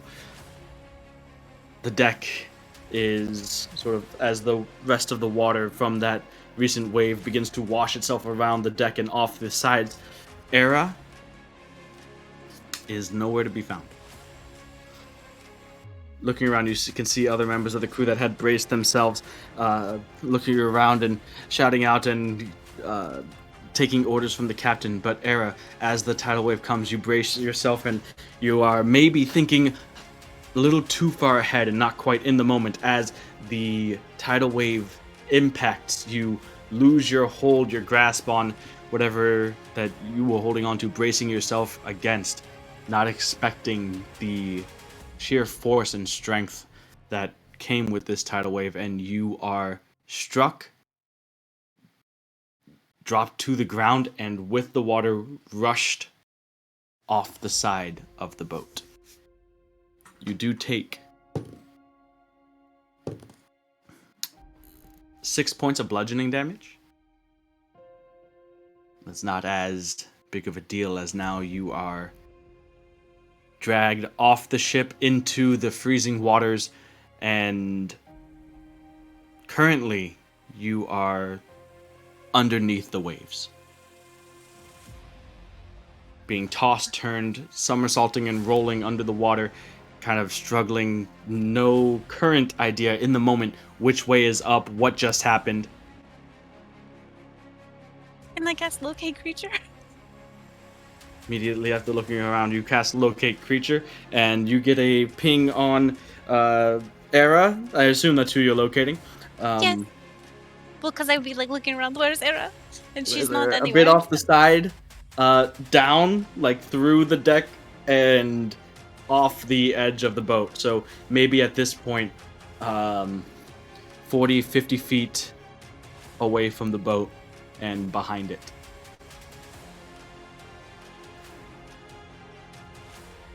Well, we're still moving forward, right? So, okay. We're going after her, I guess. You're just jumping into the water? Yeah, I mean, yeah. Okay. You hear some people protesting, like, what are you doing? Wait, hold! And as Elavon just swan dives over the railing off the boat into the roaring, swirling waters below, you crash through the waters, and instantly you can feel the will of the ocean and pushing and pulling in many different directions. It's difficult to maneuver, but you still have that ping on air at the moment.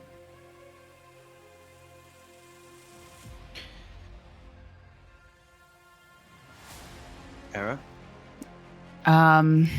If possible, I guess. I guess with like,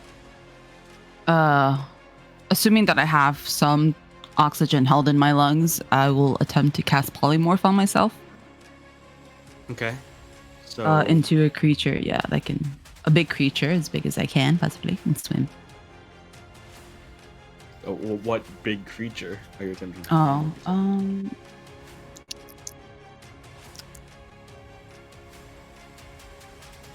Could it be like an octopus or a whale? An octopus or a whale? Have you seen a whale before? So we would be sort of. I don't know. What CR is a whale? Let's see. Well, Oliveborn turned into one before, so it can't be that high. I don't know the official on a killer whale. I was just saying that I think I was one before. Yeah, was that wild shape or polymorph? So, regardless, Era, I would like you to make a concentration check, as it does take time to cast the spell, and all the while you are being whipped back and forth, being pushed further down. Maybe, you don't know, but the water is very angry and it's making it difficult, so you have to will yourself to concentrate and focus on this spell and not let anything distract you, as much as there is much to distract you, as you are beginning to chant, the bubbles coming out of your mouth as you are underwater, attempting to focus on the completion of this polymorph spell. Elevorn, you are still an elf. Are you wild shaping into something? What are you doing? Well, oddly enough, I would probably be trying to get close enough to cast polymorph on her as well. Okay. I don't know what she's doing, so I'm just like in a panic, like something, Alright, so you still have the location of Era, and you're trying to swim as yourself through these waters, so I want you to make an athletics check. As Era, get back to me with that concentration check, please. 17. Okay. Elephant? That's a 26 total, because it's a natural 20. So, the power of friendship. You power through the waves, the water trying to drag you down, and you shrugging it off, not willing to let anything stay between you and getting to Era and getting her back. Era, you managed to focus as with the last bit of air left in your lungs, you managed to focus, cast the spell, and more appendages as you transform yourself, polymorph into an octopus. Which I think do octopi need to? How do they have gills? I don't know. They can hold their breath for an hour though. Yes, but if they don't have breath to hold, I think they can breathe water, right? They can breathe water. They do live underwater. Mostly they can survive out of it, but they, Yeah. so they I feel have like to hold breath breathe. for an hour is like above water holding breath, right? Yeah, for sure. Yeah. Are you bullshitting with me, Dune? Like, what are you? No, I'm serious. Yeah, they have gills to extract Yeah. oxygen from the salt water. I'm pretty sure they have Yeah. gills. Okay. Yeah. Now the question is Era still Era even though she's polymorphed? Does polymorphing into a different creature break locate creature? Oh, that's interesting. No, don't you become that creature? Because That wild was the shaping purpose? definitely wouldn't, but does polymorphing? Uh, What are you locating? Are you locking onto the creature's soul? Like what is that? What does the spell do? Yes, of course it's Era's soul. What's up? I said yes, of course it's Era's soul that I'm locking on. Whereas What is locate soul? creature, are you locating a tiefling to Era's specific, description? Or are you locating their soul? I'm inclined to say that you would Oh. still be able to locate Era. You are more Describe merciful or than me. name a creature that is familiar to you. You sense the direction of the creature's location as long as the creature is within 1,000 feet. Blah, blah, blah. Locate a specific creature known to you or the nearest creature of a specific kind. So long as you have seen the creature up close at least once. The creature you described or named. If the creature you described or named is in a different form, such as being under the effects of a polymorph spell, this spell doesn't locate the creature. Yeah, I was go. about to read that. In the spell. So, as you are swimming towards Era, Elevorn, suddenly that little beacon, that little guiding strand of light that is bringing you towards your friend, vanishes. And you are stuck in the water as a wave comes over you, and you fight yourself through it back to the top, treading water. The boat, just a shadow in the distance now. You yourself now alone in the ocean. Era's gone.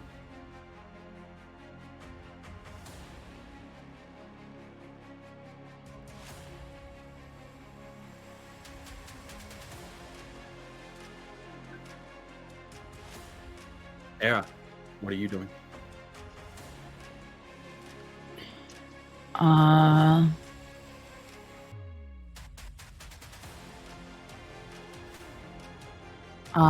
Breathe would. again. That's good. You have a bit more control over yourself. You have 8 limbs to work with. You're able to swim against the strong currents of the ocean with more ease than you definitely could have in your tiefling form. I would I guess, continue in the direction of the boat, but probably swim underneath the current, but nothing too deep. Like, not entirely deep. Well, first things first, you have to find out where the boat is. Oh, fuck. So, Oh, well, I would like. can't I? Oh, yeah, go. What? No, go for it. Nothing, go. Continue. What'd you say? Can't you what? I was like, can't I see, the waves? You know what? Never mind. It's a storm. Leave me alone. You're not just taking a leisurely swim off the. Mm-hmm. So I would like Era and Elevorn to make perception checks, please. Era with the I guess the stats of an octopus.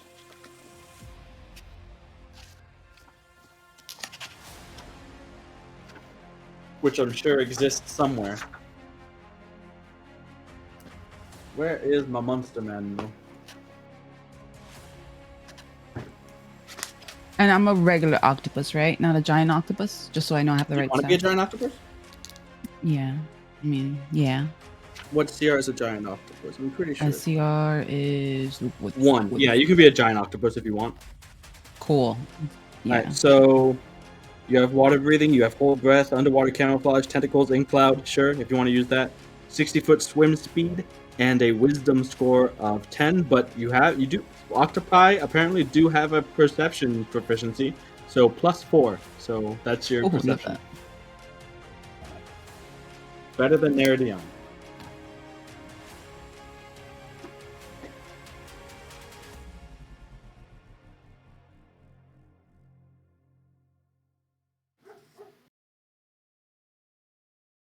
It's my octopus form. Here it is. Mine's 13 total. 13. 17. Okay. So, Era. You break the surface as the octopus just to get a bead on where it is that you're going, and you can see the silhouette of the ship maybe about 100 feet away at this point and moving away from you. Another large wave comes and you dip below the surface and kind of give one hard push in that direction before coming up on the other side of it. Elevon, what are you doing? Well, not seeing very clearly because there's all this stupid water coming out of my eyeballs now because I can't find Era. So I'm just gonna keep going in the direction that I saw her last. Okay. And You're just swimming away from the boat? Yeah. Alright. So, as just when you kind of body surf as a wave comes up behind you, Elevorn, and crashes you down into the ocean, you come back up gasping for breath and kind of splashing about, your hair all over and across your face, you completely drenched to the bone in this freezing water, no sign of Era.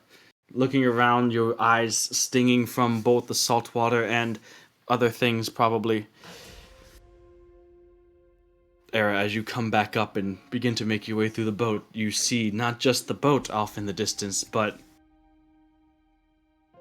an elf, an Elevorn, maybe about 25-30 feet out, as one large wave kind of pushes her up above into your view and then down again as the wave comes to you and you lose sight of her. But you do spot Elevorn, though Elevorn, you did not see the random octopus. Probably not what you were looking for either. It seems like maybe Elevorn got thrown over as well. I will, in my octopus form, panic as octopuses do, Yes. and immediately turn. Well, yeah, I'm gonna go get Elborn, so I'm gonna turn my attention to her and octopus her, octopy her. Okay. So,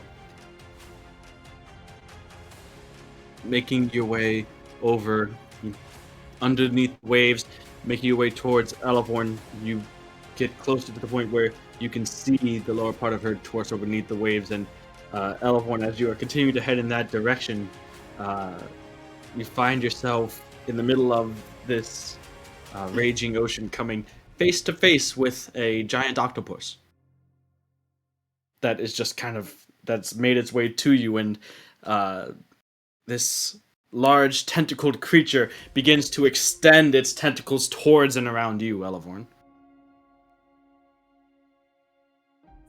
So I just start talking to it. I'm like, wait, have you seen my friend? I mean, before you eat me or whatever you're going to do, there's somebody else out here. Have you seen them?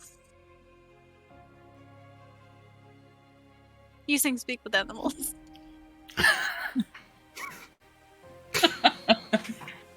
Did you eat them too? I mean, if you ate her too, at least I know what happened, but like, I can't find her. She was there and then she was gone. I'm still, like, it's in the okay. It's okay. I'm here. I'm right here. Where I'm are you? fine. Oh, wait, I'm it's you. hello. We have to go. Are you okay? I'm so much better now. You know what? This is not the time for that. Let's go. We have to go. They probably need help, even though I probably need more. It's fine. Let's go. And I'm gonna take her and being mindful of when she, I guess, has to intake breathe. No, like Well, breathe you before. found Era, Elavorn. Are you guys gonna swim back to the boat, or is there another method that you wish to? Could wind walk us? It would take a little bit, but we'd probably catch up better.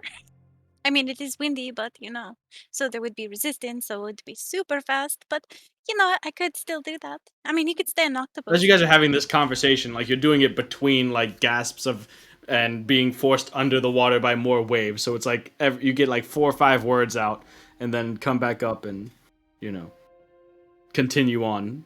Each of you rambling out as many words as you can in as short a time as possible, as your characters are wont to do. What's It's not even words. It's like just octopus noises. Like Octodad. mm, So I'll just start casting Windwalk. Alright, please make a concentration check. As you are casting Windwalk while in the grasps of this giant octopus that is making its way towards the boat. You'd be just being pulled in tow.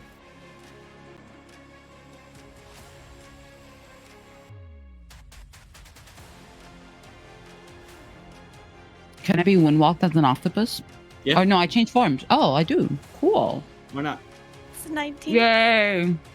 19. Alright, so as you're swimming through, you feel your body becoming lighter. You feel, as you guys make your way into, and so the Windwalk transforms you immediately, right? It doesn't take that minute to go the first time, right?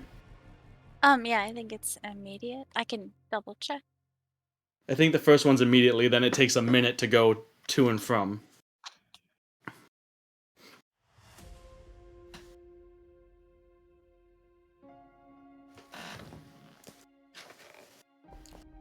All of these spell learnings. Well, I have to cast it for a minute, and then it happens. Oh, jeez. Yeah, so this is gonna Okay. be fun. So a minute of this, one of the longest minutes of your life, Elavorn, as you are just desperately trying to maintain this concentration.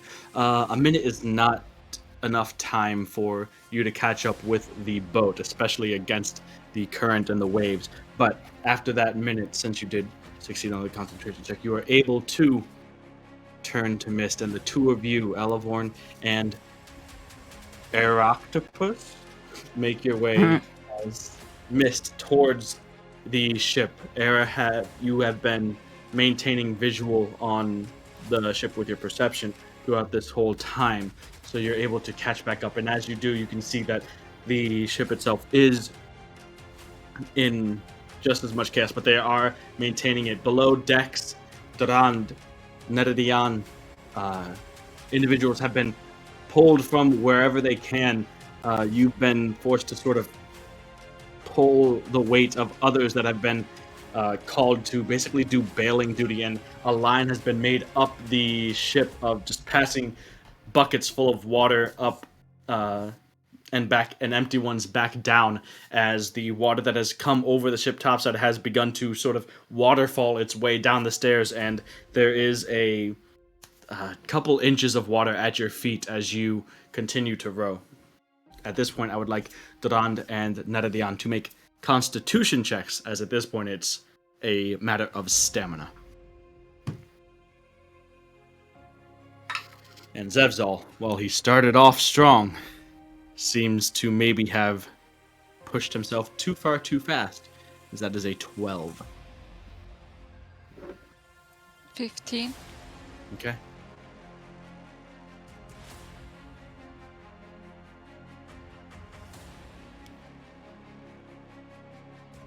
Constitution check. Yes. 16. Okay. So, the two of you being amidst a very small handful of others that are still going strong, gritting your teeth against the burning in your arms as you continue to row. Era, Elevon, you make your way back topside as mist, and I guess begin to take the minute to return. Right? You can't just drop the spell, right? Once you do, it's there. Or can Yeah, you? it'll take a minute to not be missed. All right. So during this minute, you overhear, you see that there is Nimue up near Captain Adriel behind the helm, and he's fighting and turning the ship and steering and combating the storm. And we're saying, "You're a skilled captain, but you are reacting. I am the ship. I can feel the waves. I can get us through this." And it seems Adriel's coming back to Nimue and is, whether it be whether it be due to pride or something else, he is set on maintaining the helm. But after another pretty nasty wave, and the boat lists and turns to near maybe 30, 40 degrees, and another instance of a crew member maybe going overboard due to Adriel being just a half second or second too late on his reaction to the ship and just being able to ride it. He looks to Nimue and right in her face and, "You have it! Get us through this!" And he relinquishes the wheel, which for a moment begins to spin but rights itself as essentially Nimue is willing the wheel as it is part of her to maintain course. And she, let's make a check for her, begins to navigate the boat in the captain's stead. She says, "You understand your crew better than I can. I am the ship. I feel this better than you can. Go lead your crew. I can do this." And he agrees. After a minute, the two of you exit your mist form back into your regular forms, Elevorn and the giant octopus, which just appears on the ship, and one of the crewmen, "Sea monster!" And everyone kind of begins to panic at the sudden emergence of a giant octopus on the deck.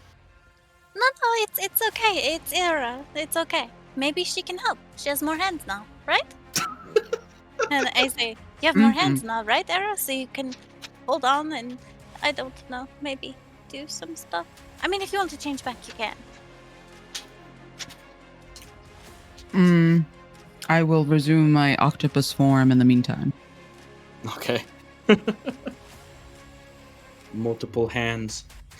We get Durand Neredian continuing to row and basically pulling the lion's share between the two of you to meet the calls of the captain. And, well, you assume the captain, but now Nimue, as the captain himself is making the rounds, steadying himself and calling out orders on the deck itself to his crew as Nimue guides the ship, feeling the waves and adjusting herself as necessary to react to them. It's still a very jostly, bumpy ride, but she's better able to react to the waves than the captain was, on account of her being the ship itself. And so, Era, you end up, carrying like 6-7 buckets at a time of water, bailing out the ship.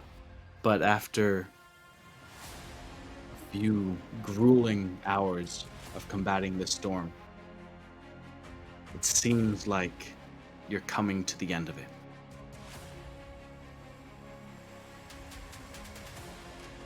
The rain is still coming down hard and limiting vision, but the waves have stopped cresting over the side of the boat.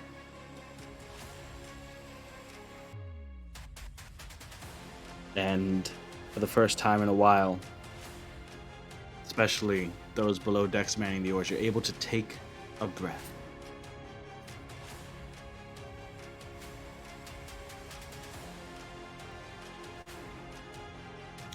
And the four of you, either via bracelet or in person, are able to reconvene with each other and check on your friends, all the while not having known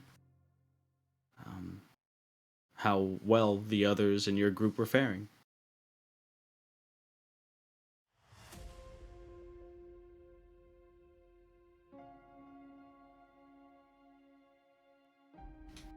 Is Era still an octopus right now? Or No, she would not be unless she wanted to polymorph herself into an octopus again. No. Okay, so no, Era One is time not is an enough. octopus. So you all are drenched, chilled to the bone. Like everyone to make a Constitution saving throw, just against the cold of the water that has you all drenched.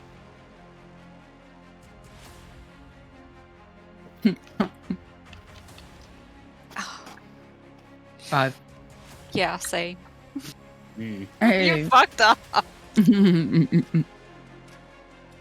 Let's cuddle up. Body warmth. Buddy 17. Okay, Alavon? you know, it was you know, a natural one. Natural ones today. All right. So Meridian, Elavorn, and Era, you all have 1 point of exhaustion. Yay! I thought you were gonna hit us with you all have 1 point of pneumonia. 1 point of pneumonia.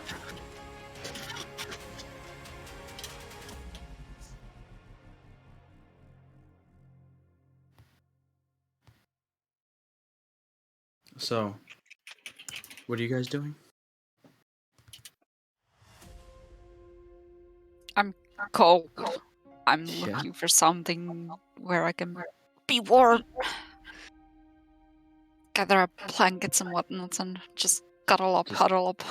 Dry up and just huddle and shivering, teeth chattering, color drained from your skin.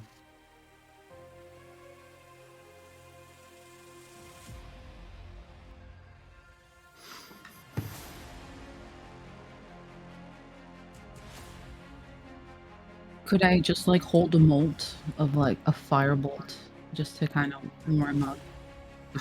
I'm not gonna throw it anywhere, you know. Sure, you But can do that for 6 seconds at a time. Yeah. listen, I'm not using spell slots. Let's go with it. I'll get comfy. It's a cantrip. Why not? Yeah. I could A little turn bit. my armor on. The flame. Does that warm you? I don't know. Seems like it would dry it out at least. Alright. So you guys are doing that. You guys all come essentially you guys all meet near your birthing area where, you know, Metadiana is just wrapped in blanket after blanket, kind of looking like I'm just sitting there, and some of you are stood out in the passageway. The doors open. There's still a little bit of water that's sloshing its way back and forth. But the four of you reconvene.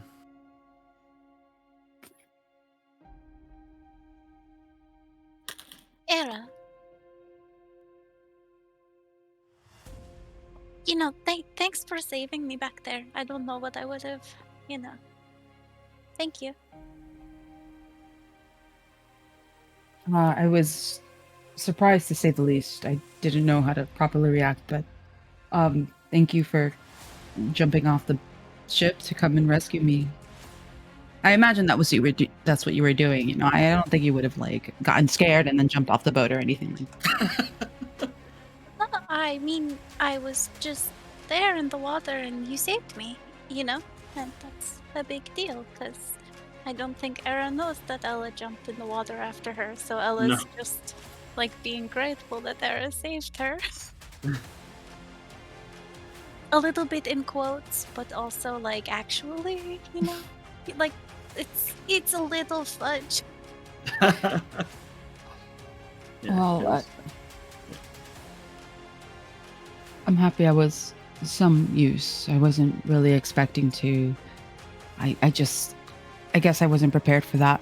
But I'm just happy we're all okay.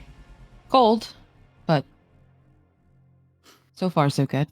At this point, there's a massive lurch in the ship that kind of tumbles Nedadian, who's just bundled up. So you kind of get tumbled off of your bed, or like rather the hammock that you are in. But you probably wouldn't be in the hammock that's hanging up there, but kind of tosses you aside. The rest of you have to like brace up against yourself as it feels like the back of the boat has just suddenly lurched around, so that the ship has near turned sideways. Ow! I'm still staying there. I don't want to move. I'm too cold. Trying to still be. What on earth? And head towards the weirdness going on outside, I guess. Right, heading topside. Anybody Yeah. else heading topside? Same. All right. Elborn, where are you going? I'll follow. You guys head up topside as the boat is constantly at a little bit of a list. It took that lurch but never fully righted itself. And as you get back up, you can see the boat is being pulled towards a massive whirlpool.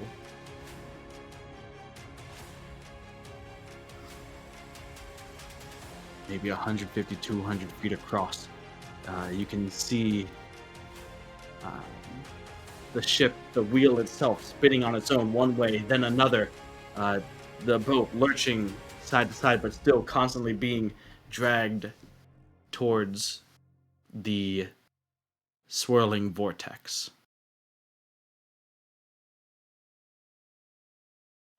Could I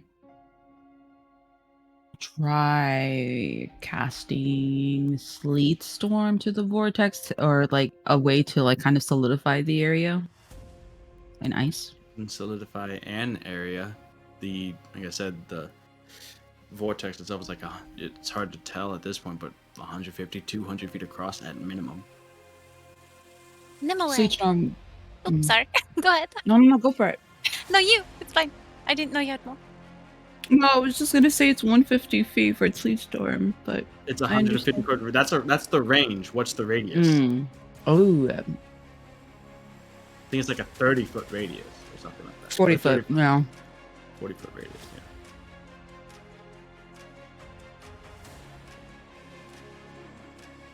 yeah. It's up to you.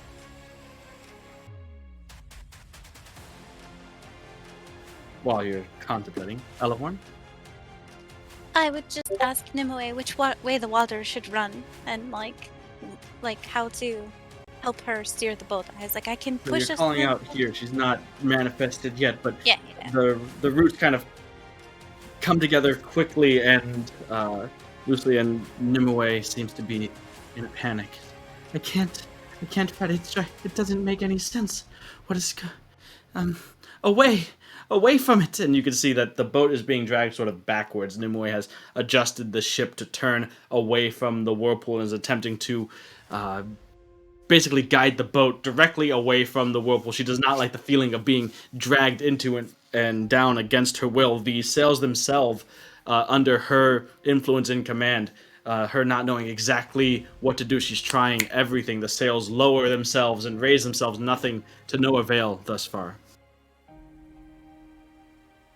Basically, the boat is going haywire.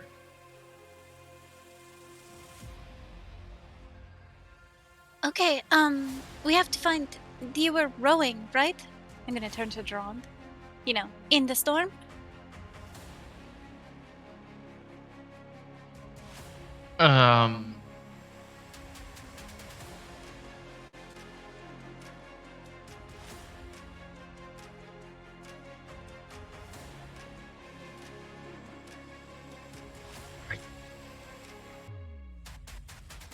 Can't imagine. Rowing's gonna I mean,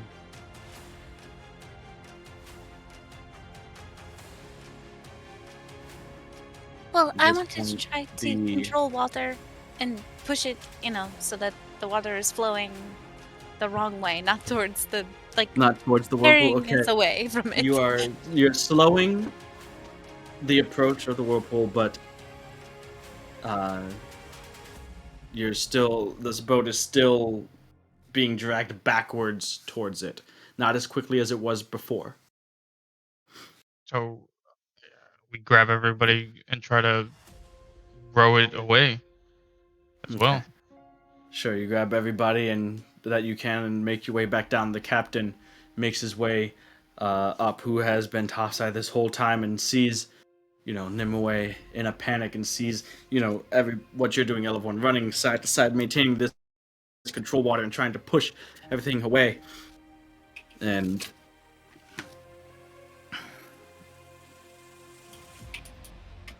he runs up to the helm.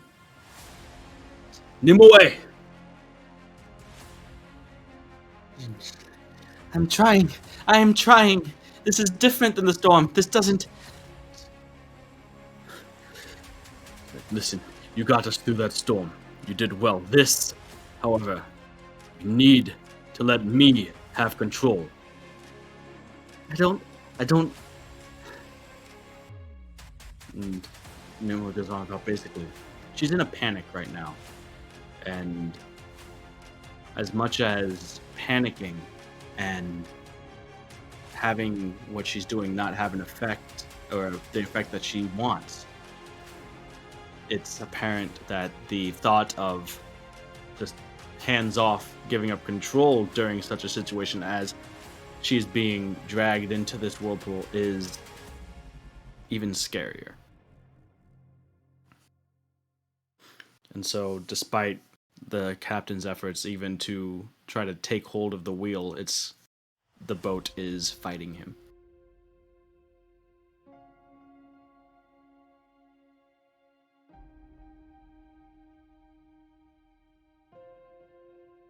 I would like to use a wild shape, please. You'd like to what? I would like to use a wild shape or two, please. What are you trying to do?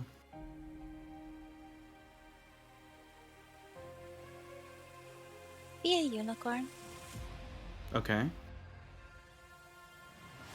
and do things that unicorns can do. Like what? Like try to calm her down. Even though, it's every right for her to be terrified, but, Okay.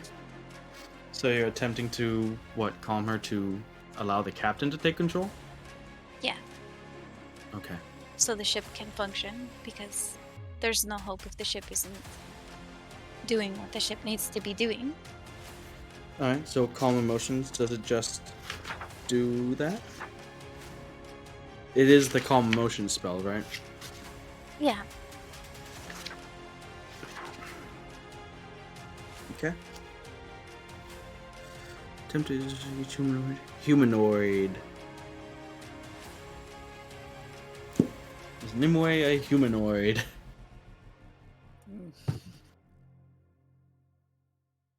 No, Elvon, I'll just have you make a persuasion check, please.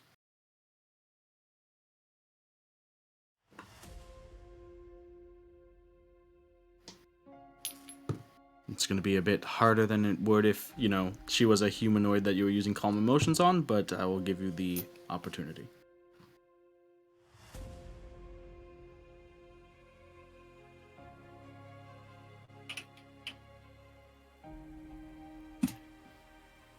$15. Okay. Still as a unicorn. Still attempting to exude this wave of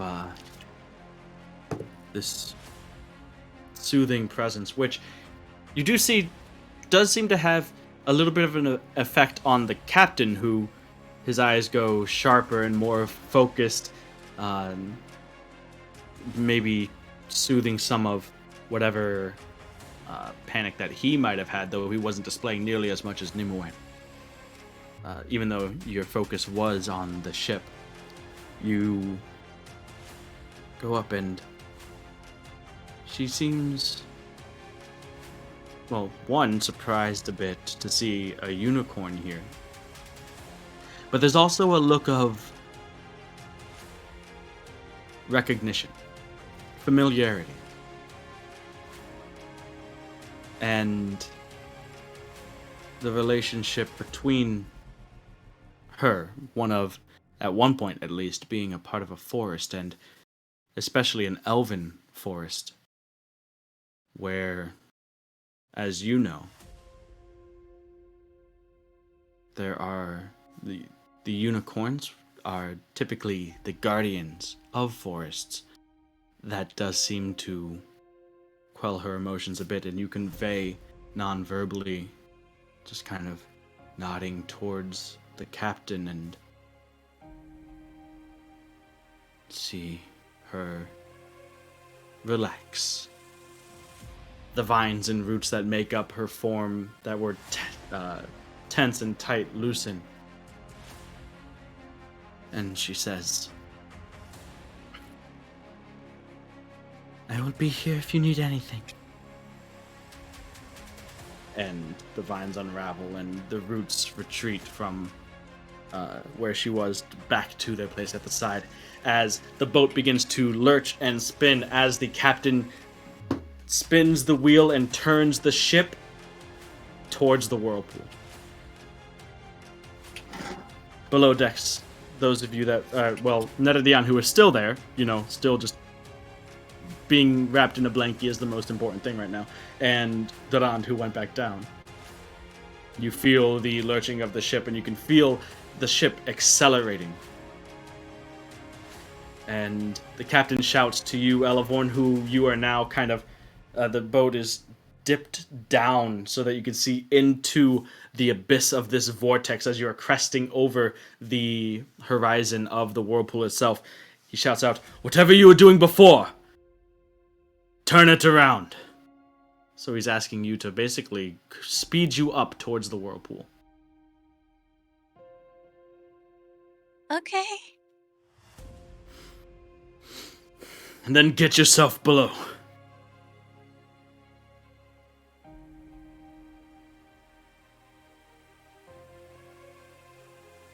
So I will turn into an elf, I guess, and do that. Because, Alright. I mean, the spell was like concentration and lasted 10 minutes, but I don't know how much time has passed, so I'll probably have to recast. Well, no. You would be able to just... You can change it, like, basically at will, right? Yeah. Okay. Alright. So, you guys are speeding directly towards the whirlpool. As the ship goes over the edges of the whirlpool and kind of gets caught into the vortex, you guys are moving faster than the ship has ever moved before. The boat itself is sort of riding the edge as the captain is kind of gritting his teeth and fighting both with and against the current of the whirlpool to try to maintain the ship at its upper sort of edges, but basically moving with the swirling current of the whirlpool itself. Durand is make a strength check as word comes from the captain to row as hard as you fucking can, quote.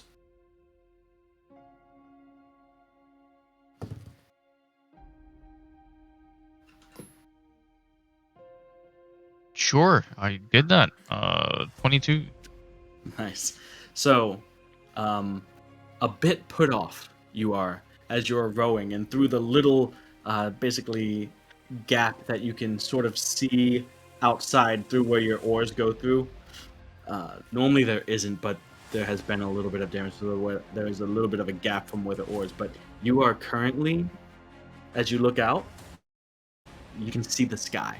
That's the angle of the boat right now.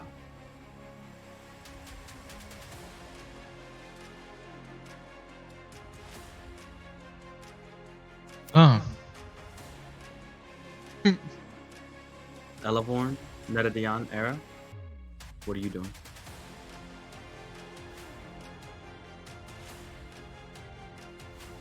I'll actually just get up and I'm still gonna keep the blankets on because I'm freezing, but I guess I'll just.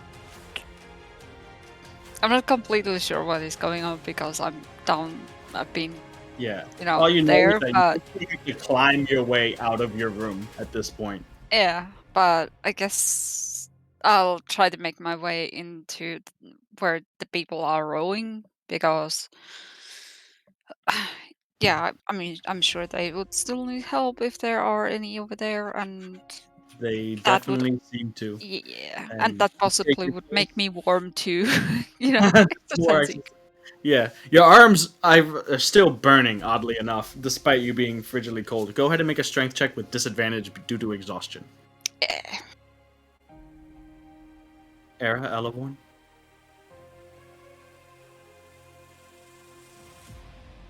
Can my unicorn self fit anywhere? I thought you said you turned back into an elf. Okay. Then yeah, I'm an elf. It's Oh fine. wait, no, I no, was just no. like, You don't have to because you were already concentrating on the spell.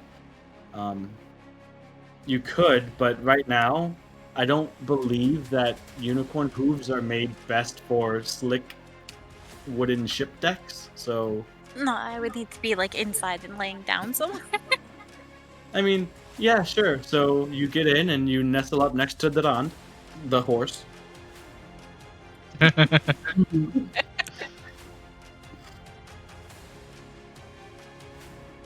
How big is the whirlpool again? The vortex. About 150, 250 feet, 200 feet That's across. fucking At this point, if you huge. were still topside, which you would be able to see it entirely. You guys are currently the ship is currently in the whirlpool itself, so you can see the entire massive scope of it, as well as down into where it tapers off, maybe about, I'd say, hundreds of feet down is the center of this whirlpool, if not more.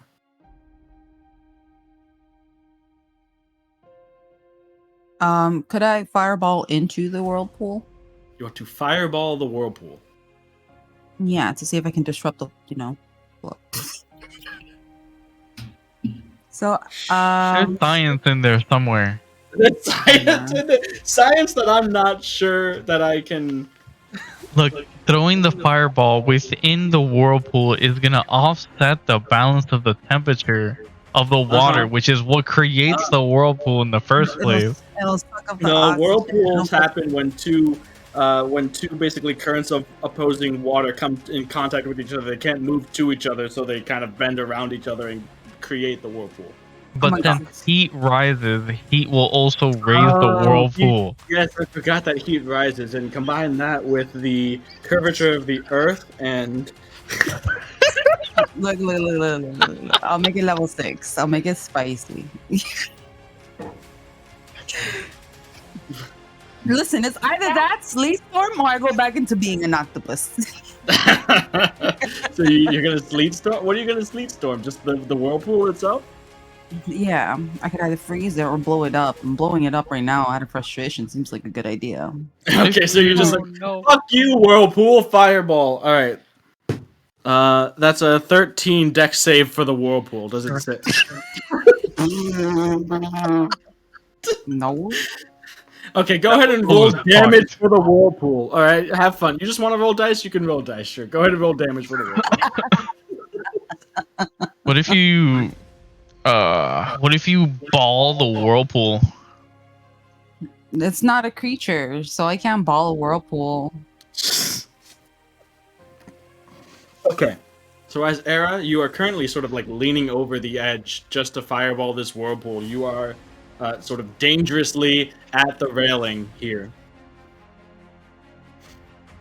As not so much the rain anymore, but just the water that is being whipped up in sort of ocean spray across your face as your hair is whatever's the left of your braids have sort of begun to come undone as your short hair is being whipped across your face as the speed of this ship that seems to be moving faster than it should leaves from the branches of Nimue. The tree at the front are being stripped off and sort of cascading around the ship itself as you are moving quickly around the edge of the whirlpool. Netta Dion, did I get a strength check from you? That disadvantage strength check. Did you let me know what it was? No, because there were other things. It was Yes. 12. 12? Okay, and that was with Don's 22, I think? Yeah.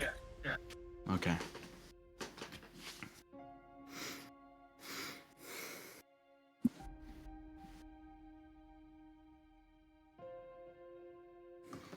So, as you guys are making your way around, the captain still holding on to the wheel of the ship. You can see that he's kind of having to brace himself, and it's hard to keep his footing, but he is trying to keep the ship as basically high on the whirlpool, but still within the whirlpool as he can. Area, you're still topside. Could you please make a dexterity saving throw, as this is a balance thing at this Oh point. no.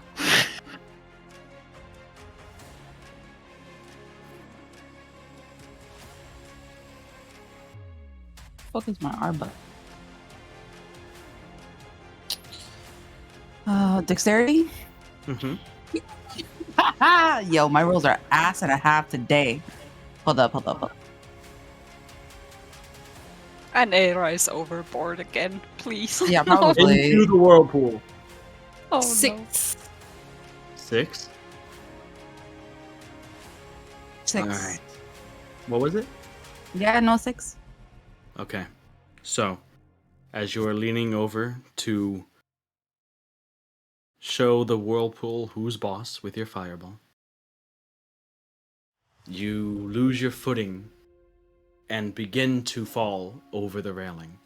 However, as you are completely over the boat and outside of it, a hand comes by and grabs your arm. You see there a young man, one of the deckhands, who's currently tied off at the waist to the central mast, kind of gritting his teeth and holding on to you as best as he can, is Bick, the one who was sparring with Netta Dion earlier. But you're currently basically like this. You're over here, and you are holding on to his arm, looking up at the rest of the ship that is basically sideways and whipping around the whirlpool.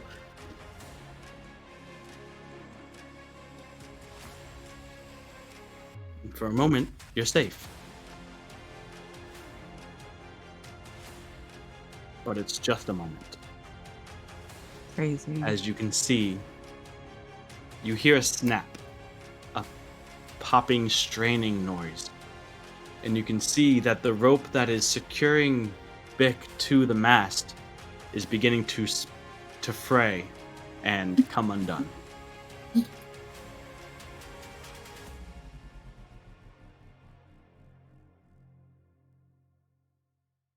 Uh,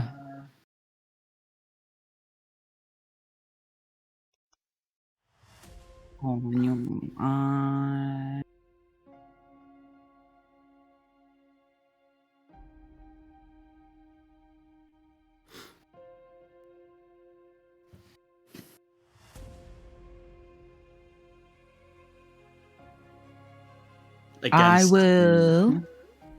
Sorry. Go for it. Let me. I will.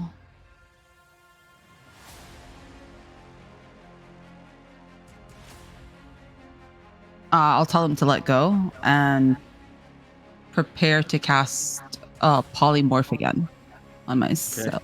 Or yeah. What, are you crazy? As basically he's standing on the railing to like hold you back up due to the angle of the ship.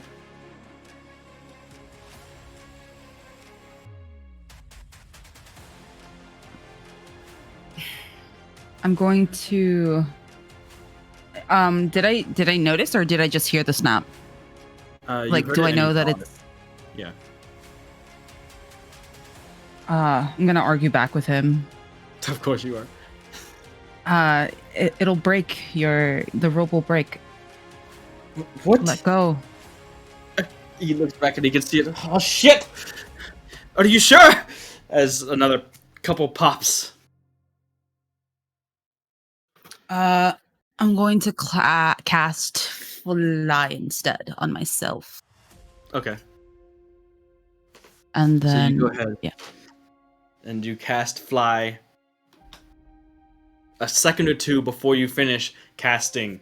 The rope splinters and snaps, and you and Bick go falling, careening towards the center of the whirlpool as he's screaming, and you're just like, shut up, as you finish the spell, and suddenly your descent halts as now clinging to you for his life is Bick.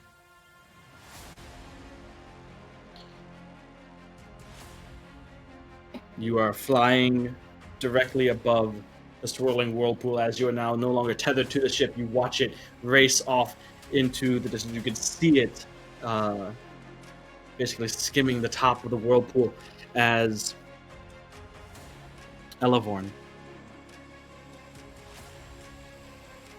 You can make a perception check, please. Actually, no. As you are there, Nimue comes where you are below decks into your area and manifests. Elevorn, the captain needs you. It's urgent. So now I'll turn back into an elf and start making my way towards him as best I can, because I Okay. probably couldn't walk as a unicorn right now. 'Cause that sounds All right. crazy. So as you get back up, you hear the captain shouting an order to somebody else, and is telling them to. Like, I know I told them give it all they got, but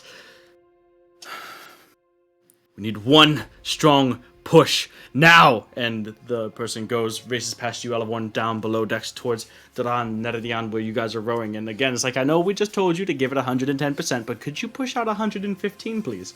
And Elevorn, as you come up, Nimue also shows up on the other side of the captain.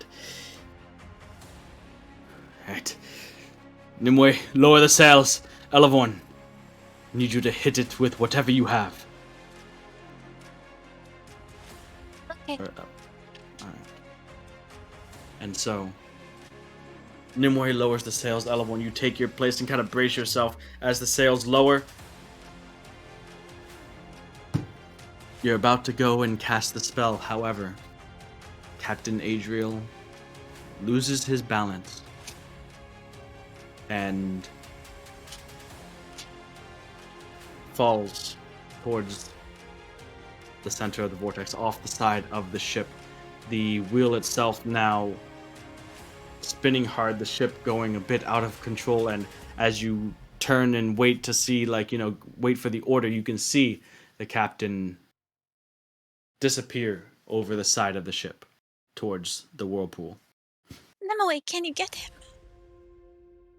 Nimue is nowhere to be found as you are looking and about to figure out what you can do, thinking about what you should change into.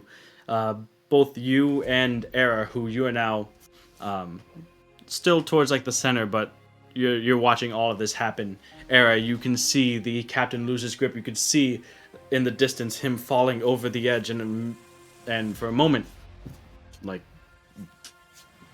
pit of your stomach falls out, but you can see the roots that grow along the side of the ship extending themselves outward rapidly and are just long enough to catch him. Elevorn, you see the captain clearly shaken but relieved, being lifted by the roots of the Falthnumloth back onto the deck in front of the ship. Right, Elevorn, go! I cast control wind. Alright, so pushing forth with the wind into the sails, another lurch from both you and those below, along with the momentum of the whirlpool itself, essentially slingshotting yourselves up and out and away from the whirlpool just getting out of the extent of this massive phenomenon's grasp.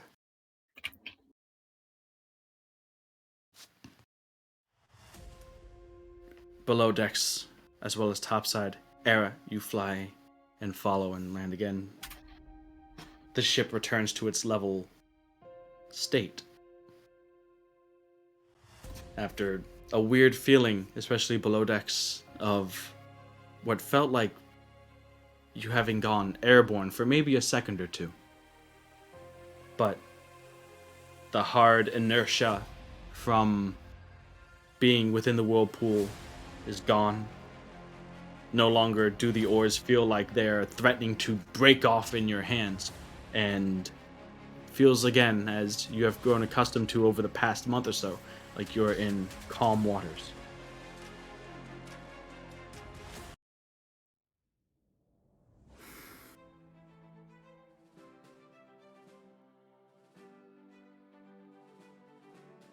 The rest of the day and well into the next, over the next week, is dedicated to repairs. However, for now,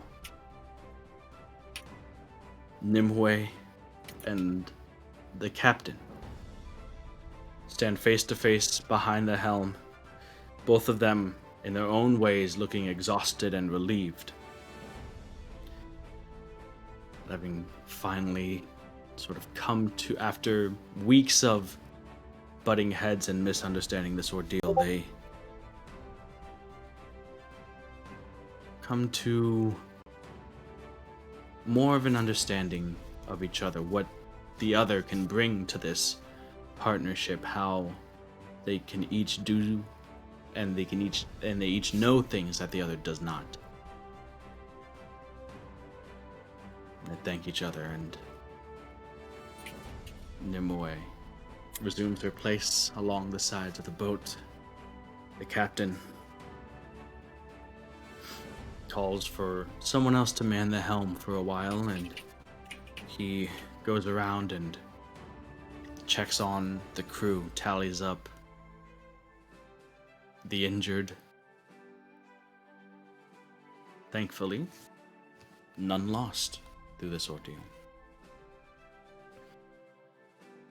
You guys hear about how Miggles, the cook, had a bit of a scare below decks when, during the storm, there was quite a large lurch, and it looked like maybe she was tossed against one of the sides of the holes, and it looked like maybe she was going to be crushed or pinned by some cargo, but thankfully it was tied down well enough.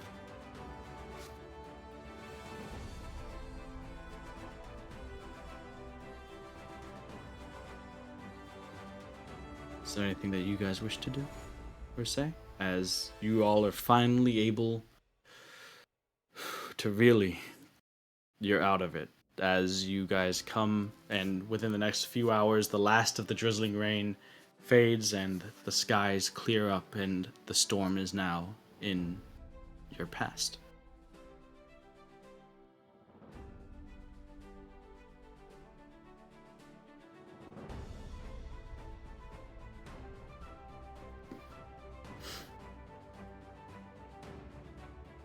That night, the captain, as well as the two navigators, or the navigator and the junior navigator, head topside to take a look at the stars and see exactly how far they've been taken off course by this ordeal, whether or not they had even come out and headed the right way away from the whirlpool.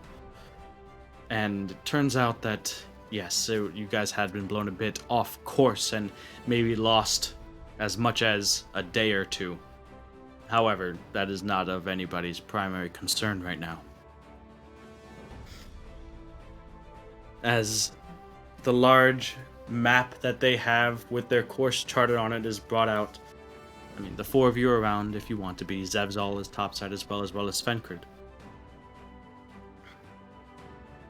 They're discussing what they need to do to get back on course, even explaining navigation and how to maintain course and the likes to Nimue, bringing her into the fold, and as so she can maintain the course without having to have someone at the helm. And she's taken a vested interest in this. Durand, Elevorn, Era, Nedadion, you're all around as you can see kind of just looking over the shoulder of the captain and the navigator with one arm on his walking stick is Zevzal. He says, well, your map, it's wrong, isn't it? The navigator looks at him, almost insulted. What are you talking about? My map is not wrong. Well, no, it has to be. You're missing a couple islands. What are you talking about? And between where the Empire and Draconia are listed on the map, Zevzal taps at one point. And kind of, there's an island somewhere around there. Looks to you, Durand. It's where some of our clan decided to stay behind, I told you, right? Yeah. Is it close? They're looking at it and give Yvelda a moment to take out her navigational tools, the sextant and the charts, and her star charts, and looking at the stars and coming back down and talking with Zevzal a bit, maybe trying to find I can't exactly tell you where it is. I don't know exactly, but it's, to my best guess. And they continue to talk on Zevzal's journey from Draconia to the Empire and about how long it took him to get from place to place. It's a pretty large area where this island might be, but they narrow it down to a specific area that is not entirely out of the way. It might delay you guys by a few days if you were to route to the island and then to Draconia. It's not directly in your path.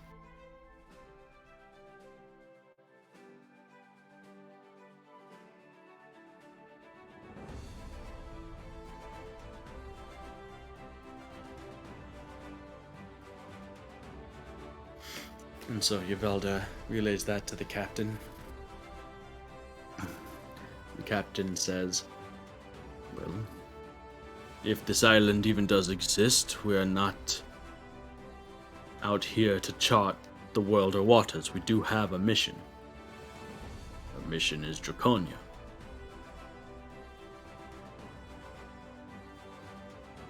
Yeah. That is true.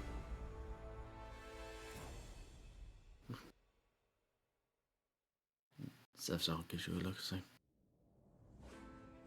what? I understand. But we're here. We are as right here as we're ever going to get. Hunsid, the navigator, goes, it's not your call.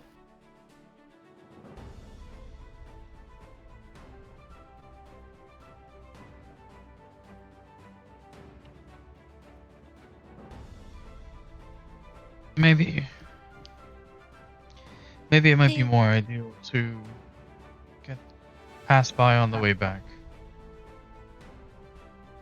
Is it possible they might know something? That could help us with whatever we're going to face? Zevzal speaks up. Everyone from our clan has probably a different story of what happened that night. There were plenty of individuals that worked alongside Navernus in the library town hall under him when it came to our clan's circle of magic. Some of them decided to stay on that island. I can't imagine them having too much any about what is going on specifically, but who knows what some of them may have seen or heard that night during the attack. But if we're not going there, then we're not going there, I guess. Well, if we could find out more about what happened, maybe we could be better prepared or somehow. Is that how it works, Era? Also, do they only it's an island, right? So do they ever have to travel to the mainland? Maybe they can give us information on what's going on there currently as well. Don't feel like they have. It was a matter, we were fleeing our home after it was attacked and destroyed. We were all together, 2 ships. We all landed on that island, spent some time there to make repairs we needed. Some of us, the boat I was on, the group that I was with, decided to continue to follow Yildirim, the blue dragon that took Durand and Akara towards the Empire. We did not know where it was at the time, but we followed. Some decided to make their stay on that island. Began to make a new life there. I don't know if they're still there. They may have attempted to return to Draconia or go somewhere else. That's just the last time I knew where dozens, near 100 of our family were Durand. I understand it's not my ship. He looks to Hunted. It's not my call. Just saying what I know.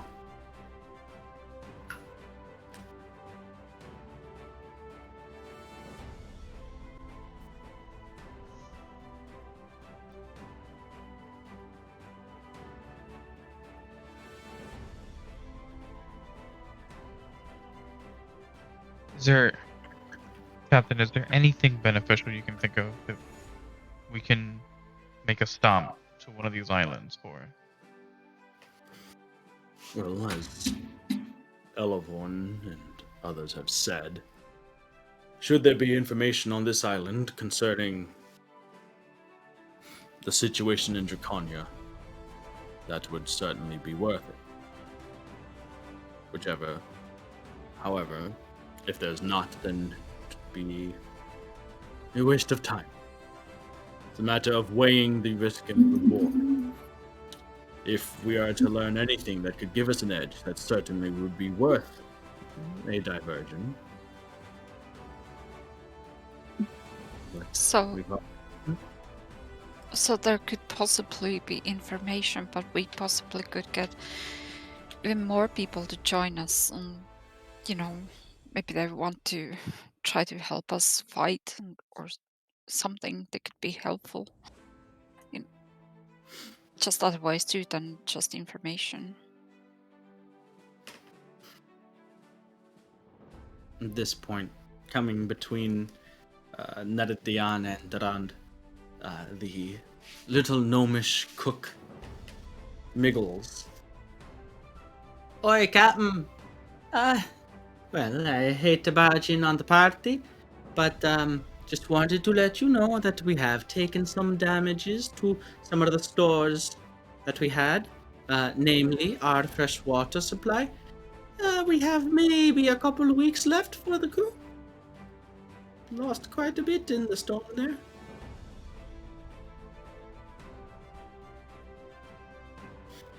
Elevorn almost chimes in, but then stops herself because she thinks about it for half a second and she's like, oh, wait a minute, we'll just let them. This is a reason to go to the place that Durand wants to go to. Which the captain was like, that seriously limits our options. We do have. I know that one academy mage is capable of providing some amounts of food and water, but nowhere near enough for the entire crew for that sustained amount of time. So We'll call this out as an emergency. I'll send word to the flagship. And I guess you'll be updating your charts, Hunsid. An island that no one else, at least no one in the Empire, seems to have known of, and we shall be the first. Before we even get to Draconia, this voyage is making its mark on history. Let's change plot course.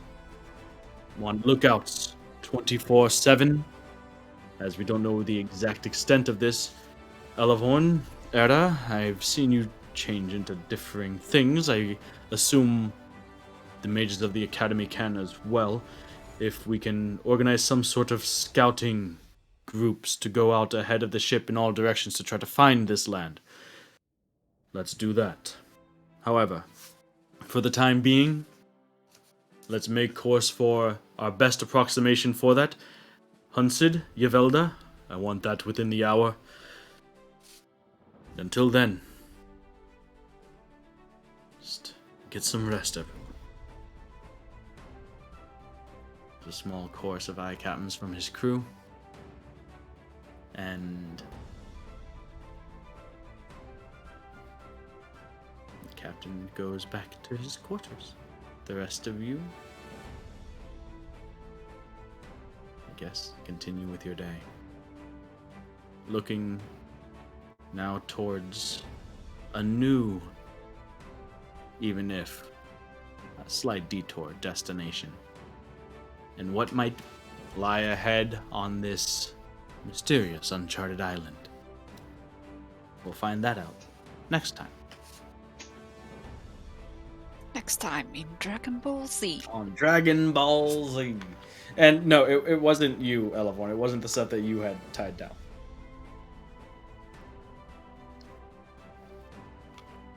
What did I tie down?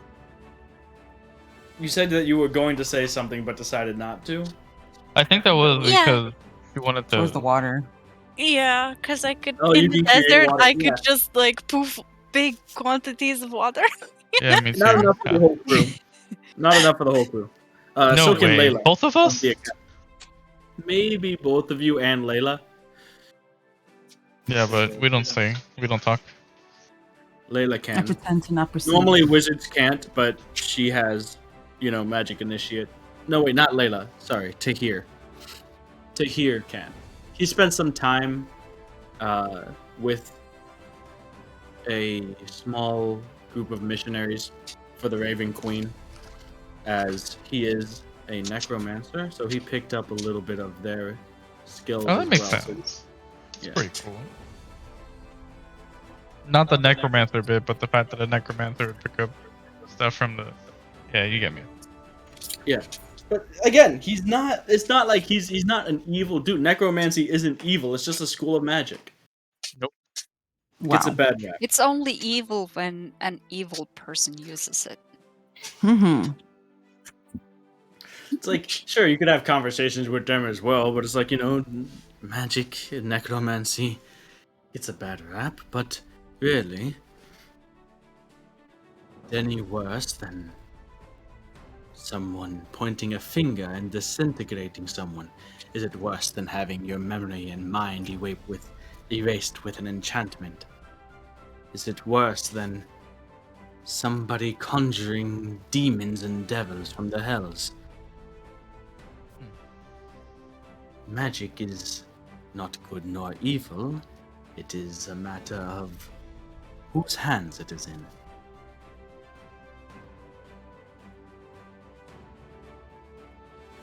I don't know. My magic is pretty good. Or you say it? You say that, yeah, sure, but if you divine smite a toddler, it's kind of evil. Oh my god. What's you gonna think? Why's you gonna involve the toddlers, eh? What the fuck? Oh my god.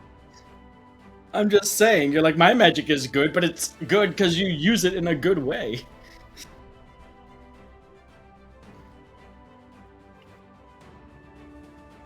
Got a paladin to conjure food and water, to conjure water to waterboard and torture someone. That's not good.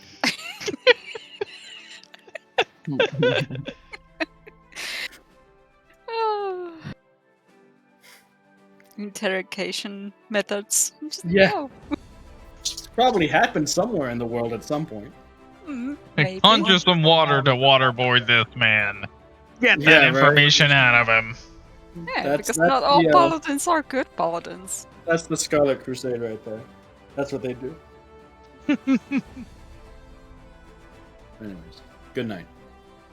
Good night. Good night. Good night.